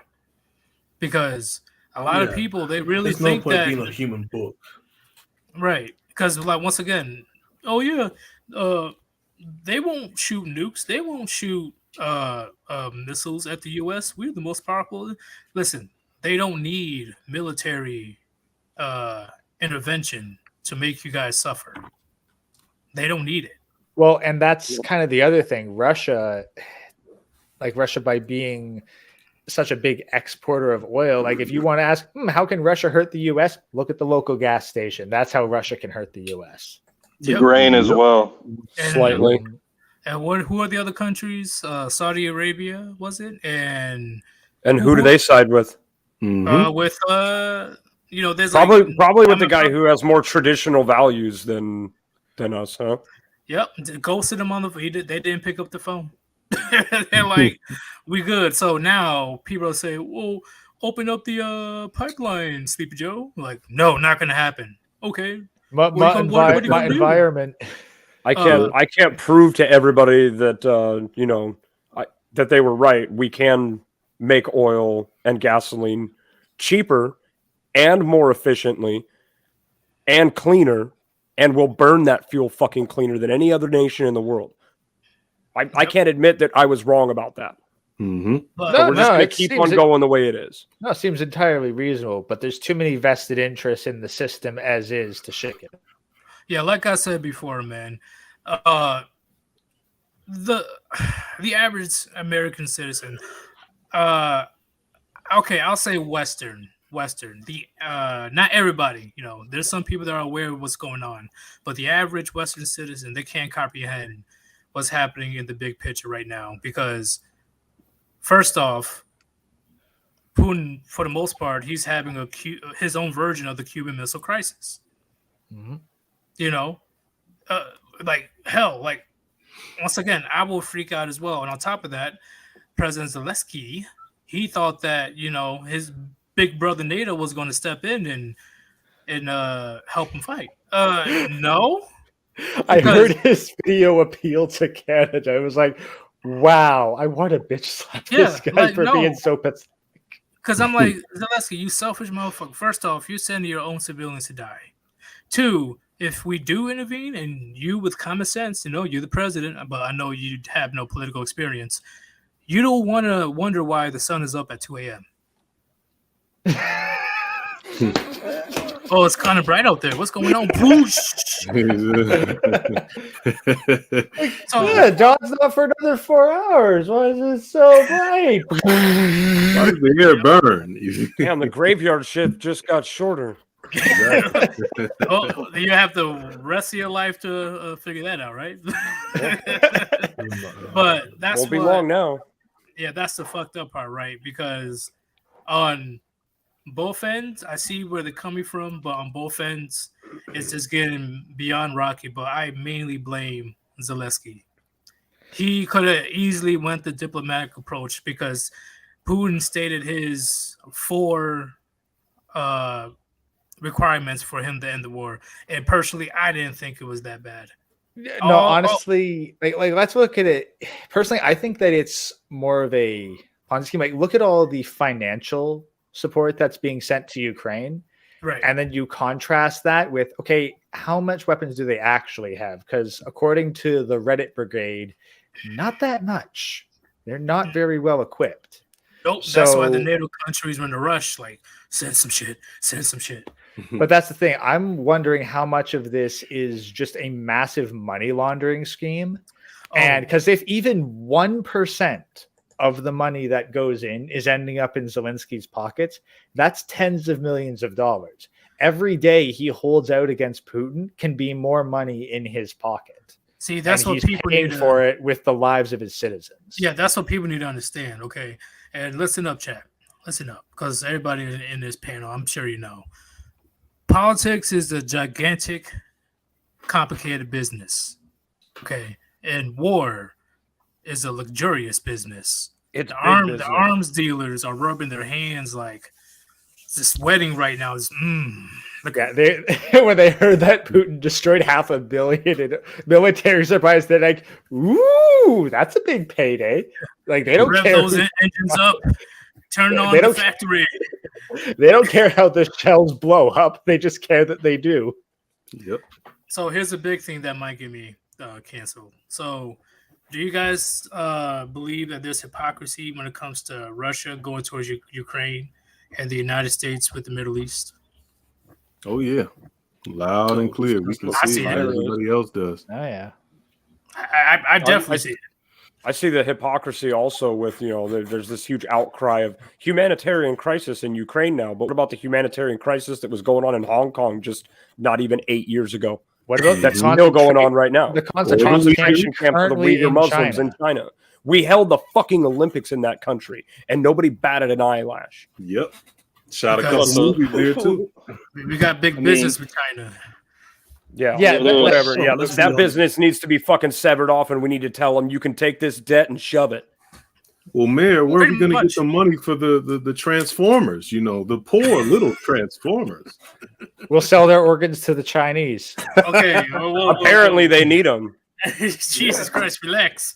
Damn. Oh, you're not wrong. If we're going to be honest, though. What's up? Carry on. Human life. We're gonna let's be honest as human beings. Human life doesn't really matter to a large degree when you get to a large scale as a company or government. If 100 people died in a company, you'd be like, oh, that's kind of bad. But if it comes to government, 100 people die, okay. And honestly, I'm gonna be honest. If 100 people, every time you see on the news, 100 people or 1,000 people died, it's like, oh, that's a lot of numbers. But you don't have connections to this life. So we can say the Uyghurs are getting tortured and whatever's happening to them. But honestly, do we really care what's happening? No, we care about the double standard. These people preaching to us about morality and ethics while at the same time condoning and outright supporting literally wearing slave labor on their body every day. Yeah, like you have these people marching against the big bad mustache man's troops. Actually, I think like they're protesting against them. It was like, oh, ethnic cleansing, oh, it's wrong. But then it's like, China, it doesn't matter. They definitely did. I'm pretty sure I remember reading that. Let me I have to look that up again. But I'll see if I can find something. Force men to marry. So when it comes to humans not really be looked at as humans anymore, I definitely agree. Because once you get in a high position of power, such as if you're a billionaire or a general, they look at you as it's only always numbers. been like That's that. it. Yeah, it's always been like that. Always. No, not just power. Most humans don't give a damn about their neighbors. Well, unless they're actually helping them. Yeah, because how do I say it? Your realm of responsibility isn't that big per se. Like you worry about just your own family, maybe a couple of your neighbors if they're cool, or and your friends that are in another city. But besides that, Yeah, I agree. You know, we don't really care about the entirety of our society unless something affects us on a societal scale. Well, going even beyond that, it's also a matter of we care when it's required for societal approval. Like when COVID came out, every freaking death was all of a sudden the biggest thing ever, and everyone had to care about the oh my god, 3 people died in hospital today. It's like fucking 2 years ago. Hey, Gray, right. You mean beer flu? Yeah, beer. Yeah, sorry. I thought, and then it just came out naturally anyway. But yeah, so like beer. So yeah, beer flu comes around, and all of a sudden, every death in a nursing home is a tragedy. It's like, motherfuckers, you did not give a shit about the statistics for this stuff until the television told you to care. Yep, and I found myself screaming at my car stereo the other day when I heard people are finally starting to wake up and realize what they just did to all of these children over the last 2, almost 3 years now. That the suicide rates and all of these other problems with mental illness and just general social problems have skyrocketed with all these kids. The school that I used to work at, just not even in the last 3 months, has had 2 shootings and 3 stabbings. I'm glad I don't work there anymore, but I feel so much pain for these kids right now. I worked in that building for 10 years. I saw children come in and graduate. I saw children come in and fail. I saw children come in and go straight to jail. But I knew what this was going to do to children, and I've been screaming about it since day one. But now, all of a sudden, it's all over the radio, and it's all anybody wants to talk about. Excuse me? Where the fuck were you when I was screaming this from the fucking hilltops? Well, yeah, it's the same with... Where do you get off? It's the same with the laptop. They're like, oh my God, this thing with the laptop, it's horrible. And it was covered up. It's like, yeah we fucking told you. You called everyone who told you about this a conspiracy theorist and shut that them we were down. working with Russia. Yep. Yo, fuck Russia and fuck Ukraine. I don't give a shit about either of them.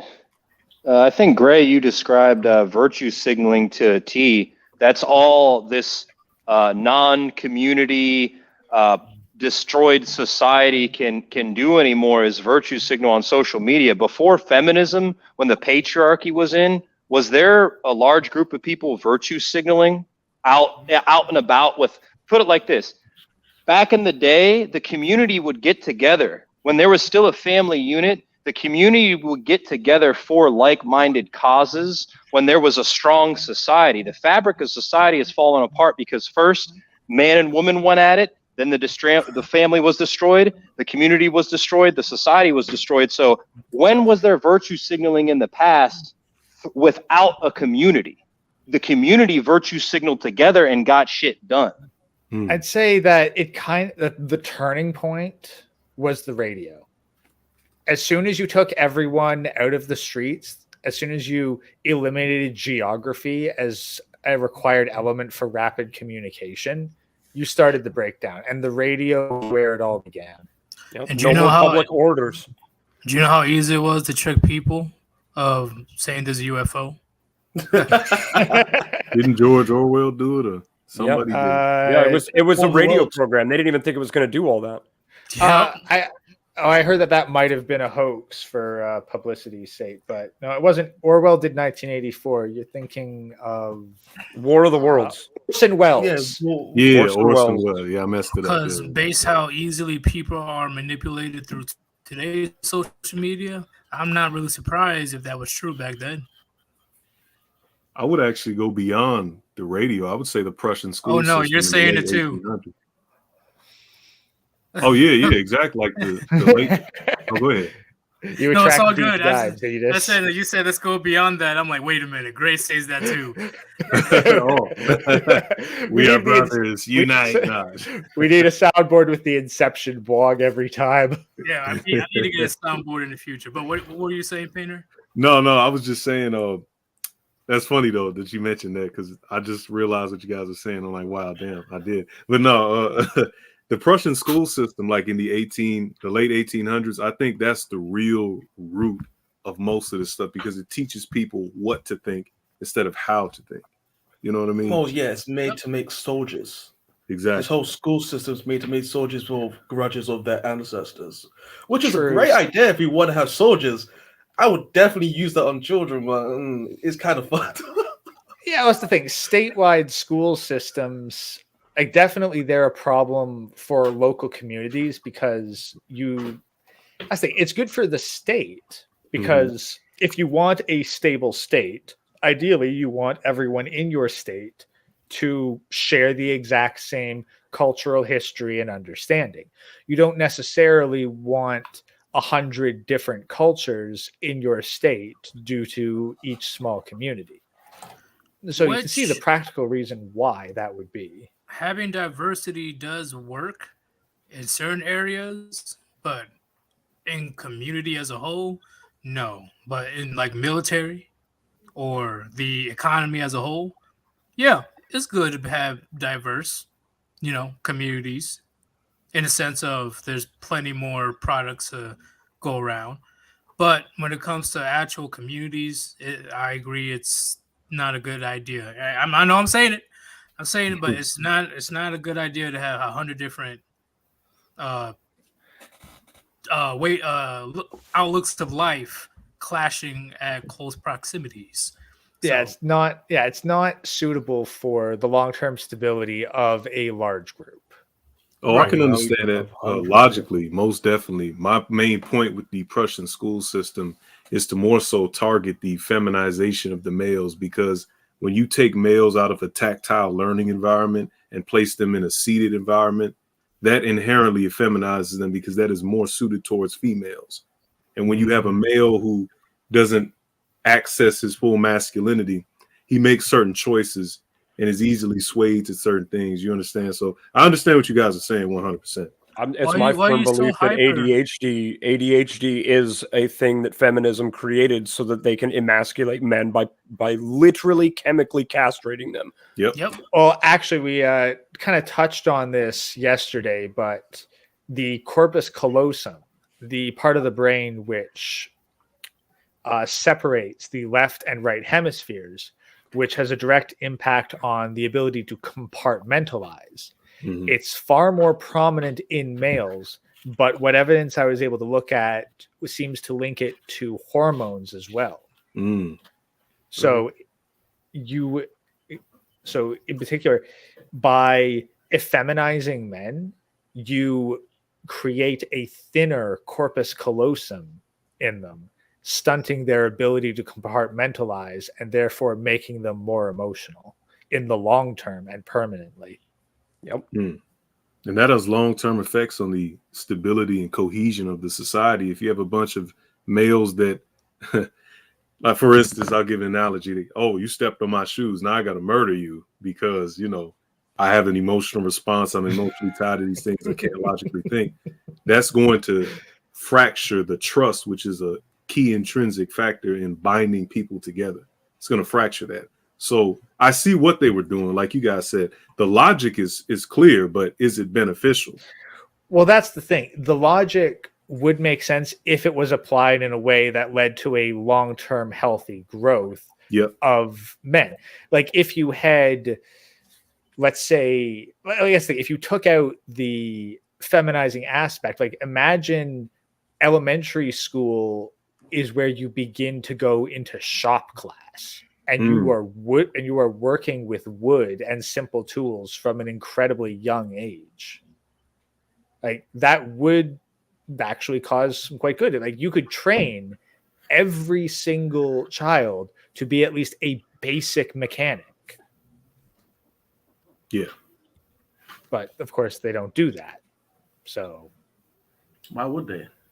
Yeah, that's why I think they want Rome 2.0 or America, one of the, Well, imagine if, carry on. Like, let's look at China, like for an example of why you might want to. If you're a major manufacturing nation, then training your children to have a lot of tactile experience and working with their hands, even on like smaller objects or even larger machines, then you create a child base with very strong manufacturing capabilities.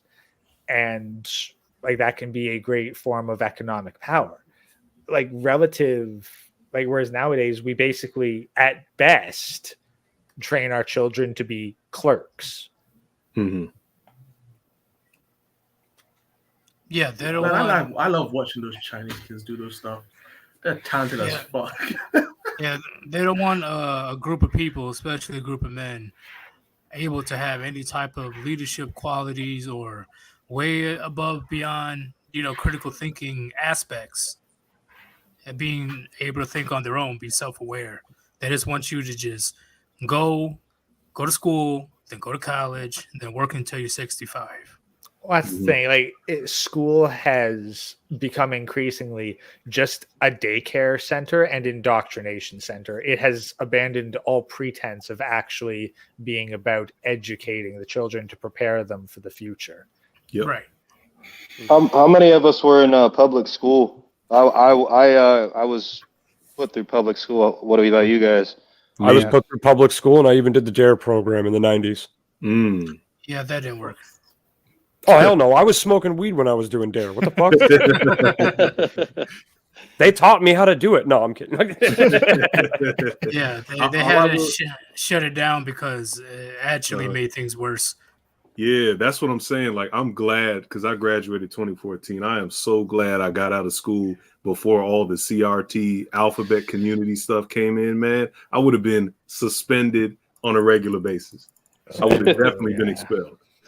Because I debated teachers on this stuff all the time, professors, all that shit. When I went to college, I was doing that as well. So I'm glad I'm not in the school system. As a former custodian of a high school for 10 years, I constantly debated the teachers that were in the building. One of them tried to tell me that because I made a comment that you can't have a socialist government without some form of authoritarian government form, because socialism is just more or less an economic structure as opposed to a government structure. You need authority to implement socialism. And they're like, oh, that's not right at all. I'm like, really? How are you going to get 90% of the population to give up 80% of their shit? Exactly. By force, right? You're going to need authority for that, right? Yeah.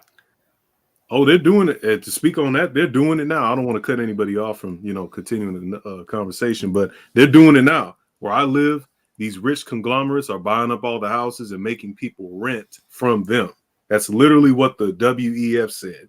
They want to make everybody a renter. You don't own nothing, but you're going to be happy, though. So, Yeah. Live in the pod. Oh, yeah. Eat the bugs. Like, I'll be honest, that only works for half the population, and we all know which half.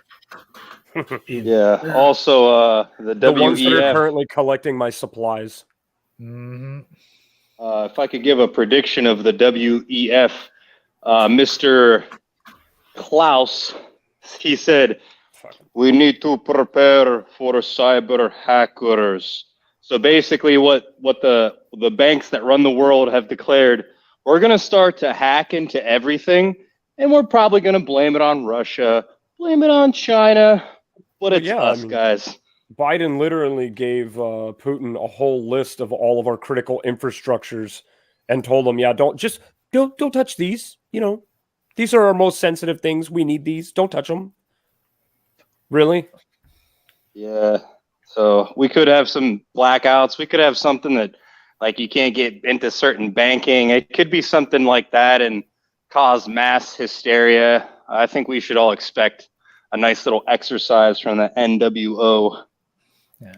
Now, hey, try to break into my house and see what happens. There's going to be a lot of blue helmets stacked in my backyard. That's for fucking sure. Connor's going to need to get me some Chad coin right now. Yeah. So slight thing. I've just been kind of scanning through these books I have. I can't find anything on the bachelor tax or forced marriage. If anyone does manage to find some sort of like reference or account or book that I can reference, please forward it to me in the Discord or just try to contact me. I'm sure someone here has my contact info. But on the idea of like people being happy with nothing, Rome did kind of have that situation. People were forced into slavery, forced by circumstance into becoming servants or slaves. There was barely any different at that time. So people were living under someone else's rule so they wouldn't be crushed by their governments. by being taxed and taxed and taxed. So yeah, that broke the spirit of people, so they didn't want to join the army. And when Rome was being attacked by so many different forces, why would you protect the people that are crushing you when there's other people trying to crush you? So it's like, which side am I going to be ruled under? Actually got a quote there on that. In a word, it was the pitiful poverty of Western Rome which crippled her in her effort to maintain that civil and military system, which was the presupposition for the continued life of the ancient empire. Well, I'll tell you what I would have did. I would have fled to the Sinai and fought with the Nobations, man. I'm like, in the desert caves. I'm like, nah, I'm not paying these taxes, man. This is ridiculous. Well, yeah, you could try to run, but if I was a Roman soldier and I knew you were running away, I would hunt you down and kill your family one by one. And I would probably send them to the place that you're probably going to if I found news. Hey, well, you all got to die sometime. Shit. No, actually, sorry, I just found another one. Let me zoom in on this. Damn. So far as I can see, the constant terror of the peasant is the soldier. The last menace to a defaulting debtor is, according to the papyri, the creditor's threat, I will send a soldier after you. The soldier is to the peasant what Napoleon or the policeman has been to successive generations of children in English nurseries. To the Roman peasant and soldier of the 3rd century of our era, there has not been granted a revelation of the gospel according to Karl Marx. Shit. I'll be great in Rome.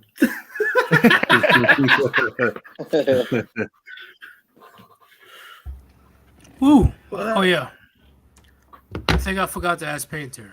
Painter, do you really believe, or do you have a foreshadowing of the U.S. going out similar to Rome? I know there's a bunch of variations that can't compare, but overall, is that what you believe? Well, yeah, in this case, instead of Caesar being killed by Brutus, he's being killed by Transformers and BLM activists. But Well, damn. yeah, I would definitely say that we're heading down that direction. I don't think it will be exactly the same as you mentioned. There's certain variables that just don't correlate because, you know, the obvious passage of time and advancements and whatnot. Yep. But nukes. You know, just shoot nukes. Yeah, exactly. You know, big bombs, you know. But no, yeah. I think it would definitely happen. And there's going to be a fracture. I'm not Nostradamus, so I cannot, you know, clearly ascertain what's going to go on. But for sure, it's going to be a fracture. It's going to be a decline. It might be a whole implosion or explosion where the whole thing just blows up in an incredibly violent way. I don't know. All I do know is that any man with sense will be preparing for, you know, whatever's coming. We don't know what's coming, but if you have some sense, you got a family or you want to have a family, or you want to even take over, like you guys, the Warband, you probably going to take over. I got some people I'm clicking. You feel we going to take over some land if this bitch fall. You feel so, you know. Yep, I agree. And the big thing that I'm saying that will be the end will be the economy. The value of the dollar will go down. Exactly. That's already gone down. It's gone down significantly in the last 2 decades alone. And I mean, it really wasn't that long ago that the United States dollar was worth more than any other piece of currency in the world. And there are several countries out there with currencies that are worth far more than ours. Yeah, yep. I love the pound sterling. It's like $1.50, bro. I don't believe.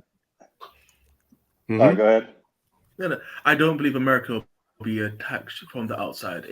Rome had so many things against it at one time. It was just like a blending of so many crap at once that it just crapped out and just died. But America probably might follow certain attributes of Chinese empire, where it might separate into many smaller states with people in power taking over, or people with like certain petitions. Like China's being like, I know there's this period in China where there was like 7 states and after those one where there was 3 states, but America more leaning onto the 7, and more likely have like, if America actually collapses, there's a possibility that it will split into like 4 or 5 beats. Yep, it will break apart, then come back together. Break apart, come back together again. Similar to China, you know. Mhm. But it's all fall apart. Now let's get back together. That's what Putin's trying to do right now with Ukraine. Hey, baby, I want you back. That violent ex-boyfriend. I'm not the same country. That abusive ex-boyfriend. Yep. Come here. We got rid of Gulag, I swear. Gulag's not a thing anymore. He spit that John Anthony game to Ukraine. I won't give you herpes this time. Let's send John Anthony to Russia as an ambassador for world peace. No. I mean, after all, he cured cancer, right? Yeah, he did. I mean, like, let's be honest, that would justify his hourly rate. Hey, you get sent to Siberia so quick. So, welcome to the Gulag. It's like, hey, John Anthony, like, how much you charge for an in-person consultation? When it all falls down, he's gonna charge 1,000 coconut shells for. And this is why I always tell people never, ever, ever respect any type of celebrity, especially from Hollywood. Because you guys remember that one lady wrote that "Dear Putin." Oh yeah. If I was your mom. Right? What the fuck? There was that whole fucking lady who did this whole like Putin. If I was your mom. Wow. Like, really, bitch. I was shouting you with love. I'm pretty sure that if you were like in the same room as Putin, lady, you'd be on your fucking knees. You would be fucking silent. Oh no! She'd be making sounds. They'd just be a babushka bukake. Yeah, the one thing you don't want to do is disrespect a man's mom, let alone Putin's mom. Because he don't care. He don't care if you're male, female, Decepticon. He don't give a fuck. Yeah, equal rights and lefts. Mm-hmm. I remember Megyn Kelly, how he thrashed her when she interviewed him. He pretty much ended her career. Because what was it? The reporters, the American reporters for the most part, they have the tendency to be assholes, and they thought that they can pull that shit with Putin. Like, yep, he's a very intelligent dude, and he doesn't fuck around. He put his foot down, and like, man, he was thinking in his head, I swear to God, if you were a Russia reporter, Straight to the gulag. Oh wait, I got rid of those, honey. I swear. No. That's the thing. You wouldn't have a gulag. There'd just be a very convenient garbage truck passing in front of a security camera at the same time you happen to get shot. What a coincidence! Oh no, she committed self-deletion. Oh no, in Russia it's not self-deletion. You're just murdered. They just have no idea who, and all the evidence was obscured at that particular second that it happened, so you don't know. Seriously, like if you're in Russia, stay the fuck away from garbage trucks. Yeah, you might be in one. Yeah, you might be in one. Yeah, he's walking by, and all of a sudden you just hear yeet, and then you just fall into that bitch. Nah, they just leave. I've seen the footage. They just leave you in the fucking street, man. You assume Russians give a shit about bodies? No, they don't give no. In fact, did you guys see the video of this one woman? She was trying to quietly protest Ukraine, and then these cops out of nowhere is like, "Nah, bitch!" Like they literally like carried her off. Like she had no chance. Like she's like, "Oh, do you support Ukraine? Do you support Ukraine?" All of a sudden, these two cops, "You come with us." Gone. Like it was crazy. They did instant transmission like Goku and came and took away. We heard you were talking shit. And the best example is when a falcon or a hawk comes in and takes a fish and like flies away. That pretty much what happened. I can see if I can find the video. I thought it was great. But yeah, Russia they operate on a different level than the U.S. Even though they both play the same game. Mm-hmm. So it's just that Putin is not part of their club, at least not that we know of. Yeah, I don't think he is. I think he's I would classify Putin as a renegade elite, in my humble opinion. And he's going against the system, but there's only so far you can go without dragging everybody into World War III. So like you guys said, I mean, he might do that because, to be honest, it looks like he's a little sick right now, if you notice that. I think he's just stressed, bro. I'd look like shit too if I was going to war with a whole other country and the rest of the world threatening to nuke me. I mean, shit. Look at if you compare like Obama's before and after pictures to the White House, like he looked like shit. Yeah, so it's just it's a symptom of the condition. Of course, we're assuming that he wasn't dyeing his hair before he got in, but who That's true. knows? Looked like he was spunk diving and dipped his head in. Ran out of a adrenochrome. Exactly. Him and Michelle took a little trip somewhere. Yeah, to visit their friend's island. Yeah. Uh-oh. I didn't care. Which friend? Exactly. We're talking about Jack for a minute, but now I'm confused. Grab it a beer real quick. Be right back. All right. But overall, I think we did a good comparison between the two empires. In conclusion, I just think that America thought they can create a better one, and now we're in danger.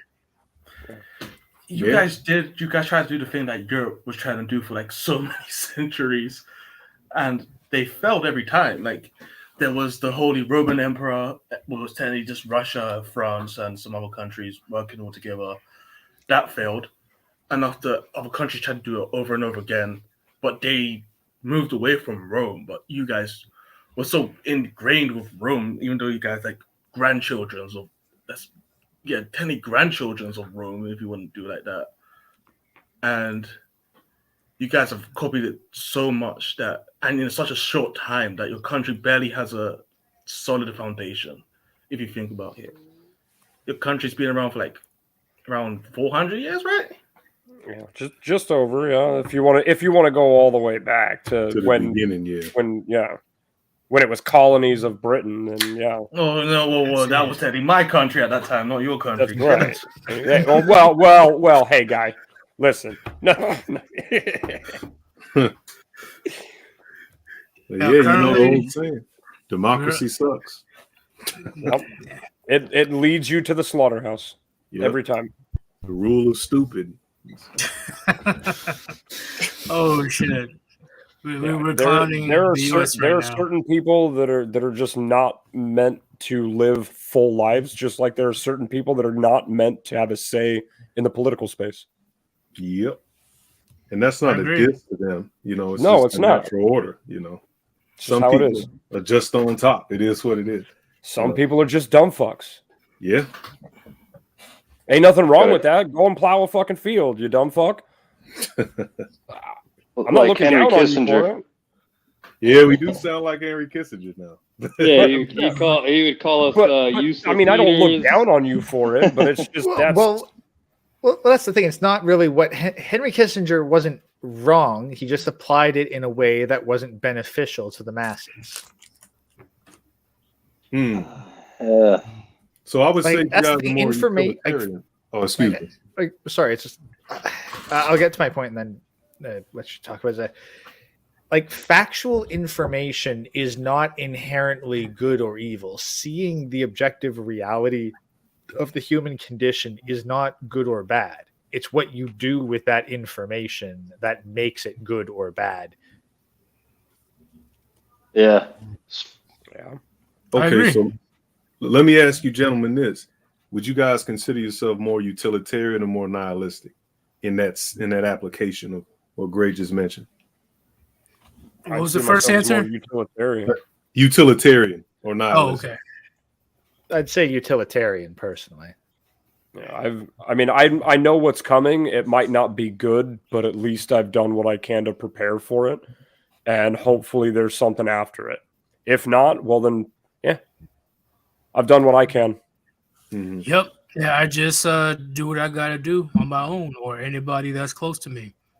You know, on societal scale, there's nothing that man can do. Our hands are too tied behind our backs to do anything in the first place, unless we do a straight up revolt, which will end very bloodily. So, when things start getting hard, if there's any like the Depression 2.0, it's every man for themselves.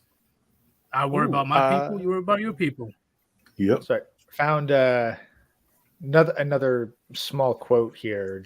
This book's actually really, really good for this stuff, especially since someone took notes in this. I'm going about 60 years ago. There's some freaking pens in here, and someone took notes and underlined stuff. So seriously, people, don't be afraid to do that with your physical books. Yeah, it definitely helps out the next person who's going to take the book from you. And even yourself when you come back to it later, because there'll be a bunch of stuff you forgot.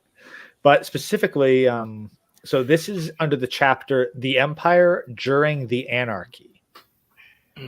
The class which was disappearing was the middle class, the active and thrifty citizens of the thousands of cities in the empire who formed the link between the lower and the upper classes. Of this class, we hear very little after the catastrophe of the 3rd century, save for the part which it played as curials of the cities in the collection of taxes by the imperial government. It became more and more impressed and steadily reduced in numbers. Yep. That's the biggest similarity is destruction of the middle class. Yeah, that and the decadence. Ooh. Yep.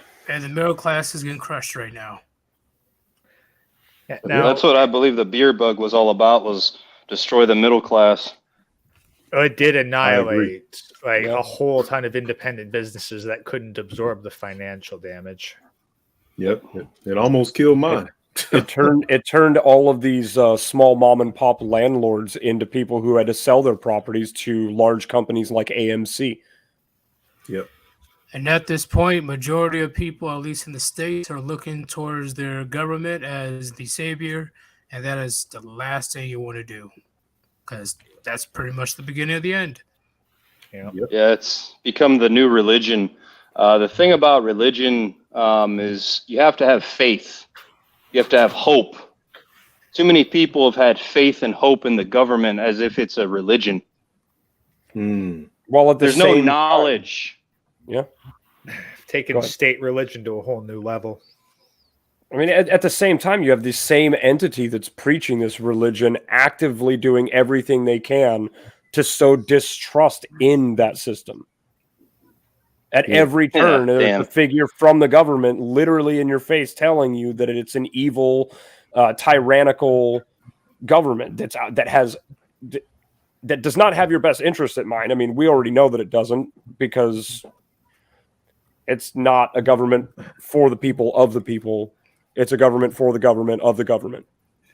Yeah, well, this is actually, I can give kind of an example. I think the guy I was talking to, I don't think he was a boomer. I think he was like early Gen X. But like I mentioned how there were a bunch of travel restrictions and the government was going to fuck things over and prevent travel. He said, well, no, we've got the Bill of Rights, which does not prevent travel within the country of Canada by a Canadian citizen. It's like, try going to the East Coast. See how far that gets you past the blockades. They've got this blind faith that they'll just be able to quote, well, I have the right to do this as according to this documentation. It's like, that if you are proven correct in this, it will only be after you've been detained and imprisoned and gone through a lengthy legal battle. It is not a fucking Yu-Gi-Oh trap card you can pull out that has an instantaneous effect. Mm-hmm. Yeah. That's what happens when your nation is bloated with bureaucracy and bullshit. It just bogs everybody down and keeps people stuck. And the reason why they're so open is because they feel pressure from individuals like us who make our content and network and kind of oppose what they're doing, and sometimes get the normies on board, sometimes not. Then on top of that, they also know that, once again, the majority of people are just plain dumb and they're lazy. So they know they're not going to fight. So, hey, I could tell him that I'm going to, take his daughter and do things. He's not going to do anything about it. And in most cases, they're right. Well, and that's the funny thing is like you get people who they're not necessarily dumb or lazy in some ways. Like there's a lot of very respectable workers and business owners who like they're very good in their own niche, and I have respect for them in that regard. But then they're completely stupid when it comes to the government or human nature, and they're making decisions which are absolutely destructive to both themselves and the people around them, or making outrageous claims with no basis in reality.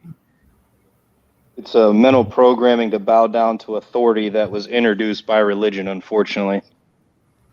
Nah, I don't think it was introduced by religion. It was always there.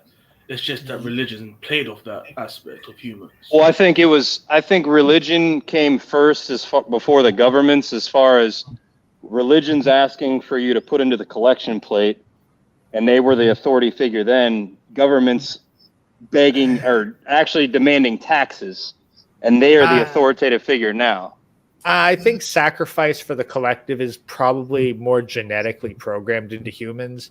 Like back when we had like the hunter-gatherer days, which interestingly enough, religion actually predates agriculture in that sense, and it is tied into storehouses.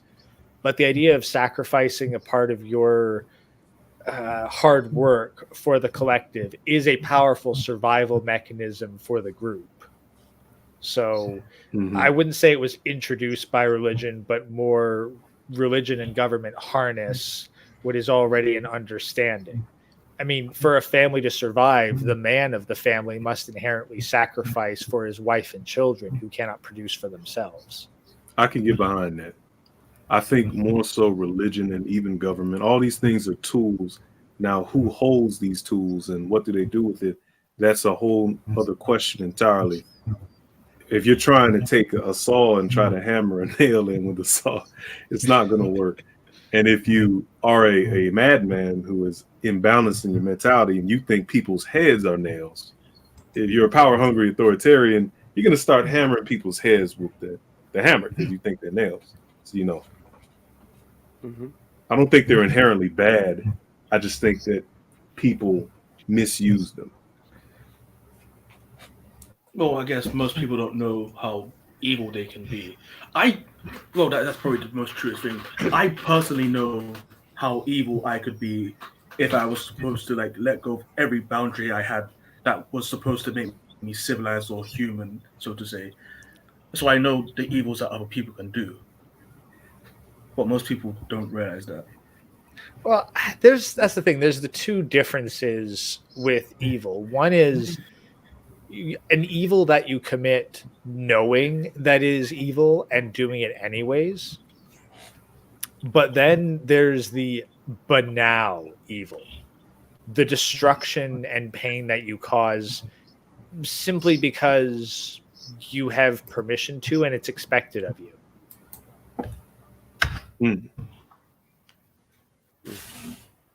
So would you argue for a concept as metaphysical evil?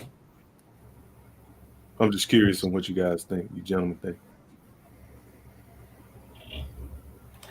Okay, I could get into my own personal definition of good and evil and its kind of relative aspect. So let's say, okay, I go to a tree, I tear off a leaf, and I drop it on the ground. Is that good or evil? To the tree, it's evil. To everything that will feed on that decayed leaf on the ground, it is good. Okay. Yeah, it's a fly trapped in a spider's web is an absolute chaos, but it is splendor for the spider. It's relative. That's true. The fly sees this evil creature coming at him, but the spider's just trying to live his life. I see the same thing the same way. There is no lion hell for a lion that kills a gazelle. So I definitely understand that. Yeah. Even if you do believe in, more metaphysical or supernatural things, I think there's just some things that are intrinsic, and that's why interested in what you gentlemen had to say on that. Well, honestly, I found that the best introduction to hell was the Divine Comedy.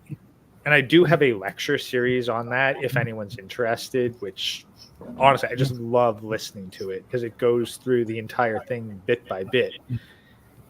But it was the circle of lust that really got to me. So who here is familiar with the Divine Comedy, The Layers of Hell, specifically? Yeah. I kind of know that. I forgot to. So Dante's Inferno. Yes, Yeah. Inferno, Those- Purgatorio, and Paradiso is the Mhm. entire Divine Comedy. Inferno is the first one. Right.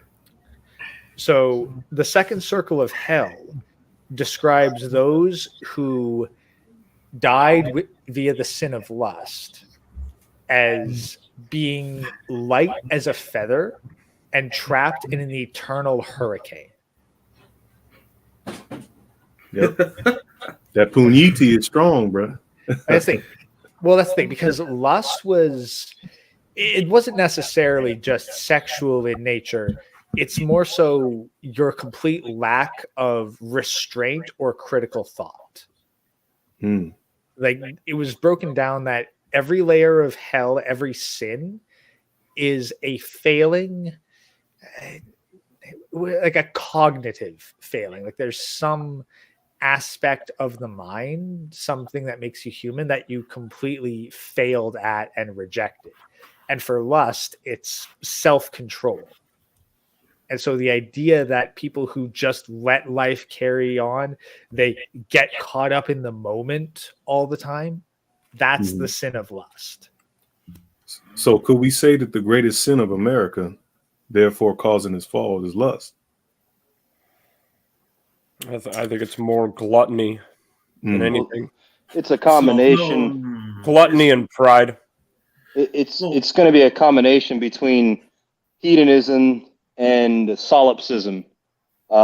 Women we know are primarily solipsistic, but the new age man who's feminized has become very solipsistic, and they both feed off of the hedonistic lifestyle. I'm actually gonna have to look that word up real quick. Hedonism is pretty much belief that all that matters is pleasure to oneself. Solipsism is all that matters is thyself. Yes. The quick dictionary is the view or theory that the self is all that can be known to exist. That would actually be the sin of heresy, believe it. Yeah, that's Satanism. Well, what I'm saying is the pleasure aspect going along with worshiping yourself. They're always playing off of each other, and this is a big contribution to our sins and our downfall as a nation. It's a pleasureful nation through the free sexual movement and whatnot. Yeah. Well, that's what I put, like the pleasure aspect. I put as the sin of lust due to the lack of critical thought. You're just going with whatever feels right at the moment without considering anything else around it and who it's hurting. And then the idea that the self is all that there is. Like if you listen or read the aspect of heresy, the heretics in hell, they have no concept of anyone else around them, and they believe whatever they want to believe, regardless of whether it's true or not, or any extra feedback. Nice.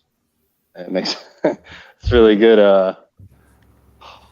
But because you guys went on for a whole minute and I was listening the entire time. Shit got deep. But very good conversation though.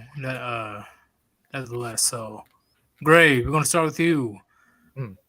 What is your overall summary of our topic today? Did you like it? Didn't like it? Definitely. The fall of America has many parallels that can be attributed to the exact same factors that the fall of Rome happened. And it does provide some very interesting ideas for how the fall of America may continue and the fall of the West in general. However, it's several thousand pages of reading. So If anyone else wants to get in on this, I will gladly send you the books and lectures I have on the topic. But it's highly detailed, and there's tons of material to look into. So, all right, cool. All right, carry on. What about you? The topic was interesting, really interesting. I generally like to listen to history and obscure parts of people's minds, so this was an interesting topic to talk about. And I guess most people are afraid to generally look at the past because they're going to see themselves. We always see ourselves in most stories, and we just choose to sympathize with certain characters in the past, that history, so on. So everyone has a little demon or angel, whatever you want to call it, or a villain or a hero, and we try to deny it. So yeah, that could cause a lot of problems throughout history, and it will cause problems throughout history, even long after we are forgotten and become dust again. It will cause trouble again. So the best we can try to do is make sure the people after us can retain some form of knowledge so they don't fall into the same traps as us and the people before us. Yep, because we definitely didn't listen to the warnings that were given to us a couple thousand years ago about the female nature. So we should definitely start listening to our ancestors because they may know a lot more than you think. Real talk. What about you? How do you feel about the stream today? It was a great stream. I feel like we opened up a can of worms, and I looked at my Discord. I think Island might be coordinating TFM coming back for this part 2. So we opened the can of worms, and then TFM's going to smash it in a fucking 50-ton press because he's very versed on this subject. So if he gets back for this part 2, it's really going to complete this overall topic. And I would be looking forward to maybe once a month or once every 2 months, Odyssey, raw and uncut, Sir Yeetus after hours, so we can really shoot the shit. But yeah, I'll digress on that. Maybe if my dreams come true. All right. Okay. No, we're gonna think on that because I do need to start being more active on Odyssey right now. Mayor. I mean, this is one of the reasons this whole everything that we're seeing go on a global scale right now is why I talk about build yourself, build your castle, and build your kingdom. As long as you can get yourself and your kingdom set, you should be fine when all of this collapses. Just make sure that your kingdom is self-sufficient. I agree with that 1,000,000%. If you're going to be one of these people who's out here stockpiling guns, they got like 20, 30 guns, make sure you're teaching your friends how to shoot them. Because when the shit hits the fan, you only got 2 hands. How the fuck are you going to wield all those guns? How are you even going to carry them all? I agree. Did you teach your friends how to use them? If not, you're an idiot. I shot a Nerf gun before. Cool. This ain't COD, boy. No scope. Safety's right there. And keep your booger hook off the bang switch. You don't respond from this. I think this was an excellent discussion. I'm definitely going to tune in more. I've had conversations with Sir Yeetus and a few of the Warband members, including UC. So I think you guys are doing some good stuff over here. Definitely going to tune in. I like the information that was dropped. It was a good build for sure. Oh, somebody's calling me. I actually got to get to another live stream, so I'm going to be on. Hey. But yeah, thank you for having me on. Stay abreast, gentlemen. Stay abreast. Puniti. And I think I'll be the next to jump out of here. Yep. And take it easy, y'all. If it's easy, take it twice, all right? Yep. Peace out, man. Peace out, man. All right, everybody. Everybody else, we're going to be heading out. We're going to be ending here. So, thank you for joining, and carry on. You good? Yeah, I'm good. Did you fall? Yeah. No. I just actually knocked something over. Okay, I was about to say. But, hey, thank y'all for joining, man, and there'll be a live stream tomorrow. It'll revolve heavily around religion. Dope. Yeah, everyone head over to One Fast Dak. He just went live for his 300th stream, I guess. Yep. All right, man. Peace out, Puniti. Unity. All right, it's just me, your boy. Thank you for joining the live stream today. And once again, if you support the channel, the Warband, go ahead and click on that link on top of the chat and donate to Cash App / Sir Yeetus. Any donations are definitely appreciated. This was a fun live stream for me. A lot of things that we could have covered more. That's why I'm going to have a part 2 about the comparisons between America and Rome. Hopefully, I can have TFM on by then. But tomorrow, we'll definitely focus heavily on religion and how religion, the absence of religion, within the last, I'll say, 60 years, 70 years. Because around when feminism came about, I believe that's when the religious aspects started to dwindle dramatically. But we'll talk about that tomorrow. Thank you, everybody, for joining. This is Sir Yeetus. Hopefully, you guys had your daily dose of rip pills. And I am out. Peace.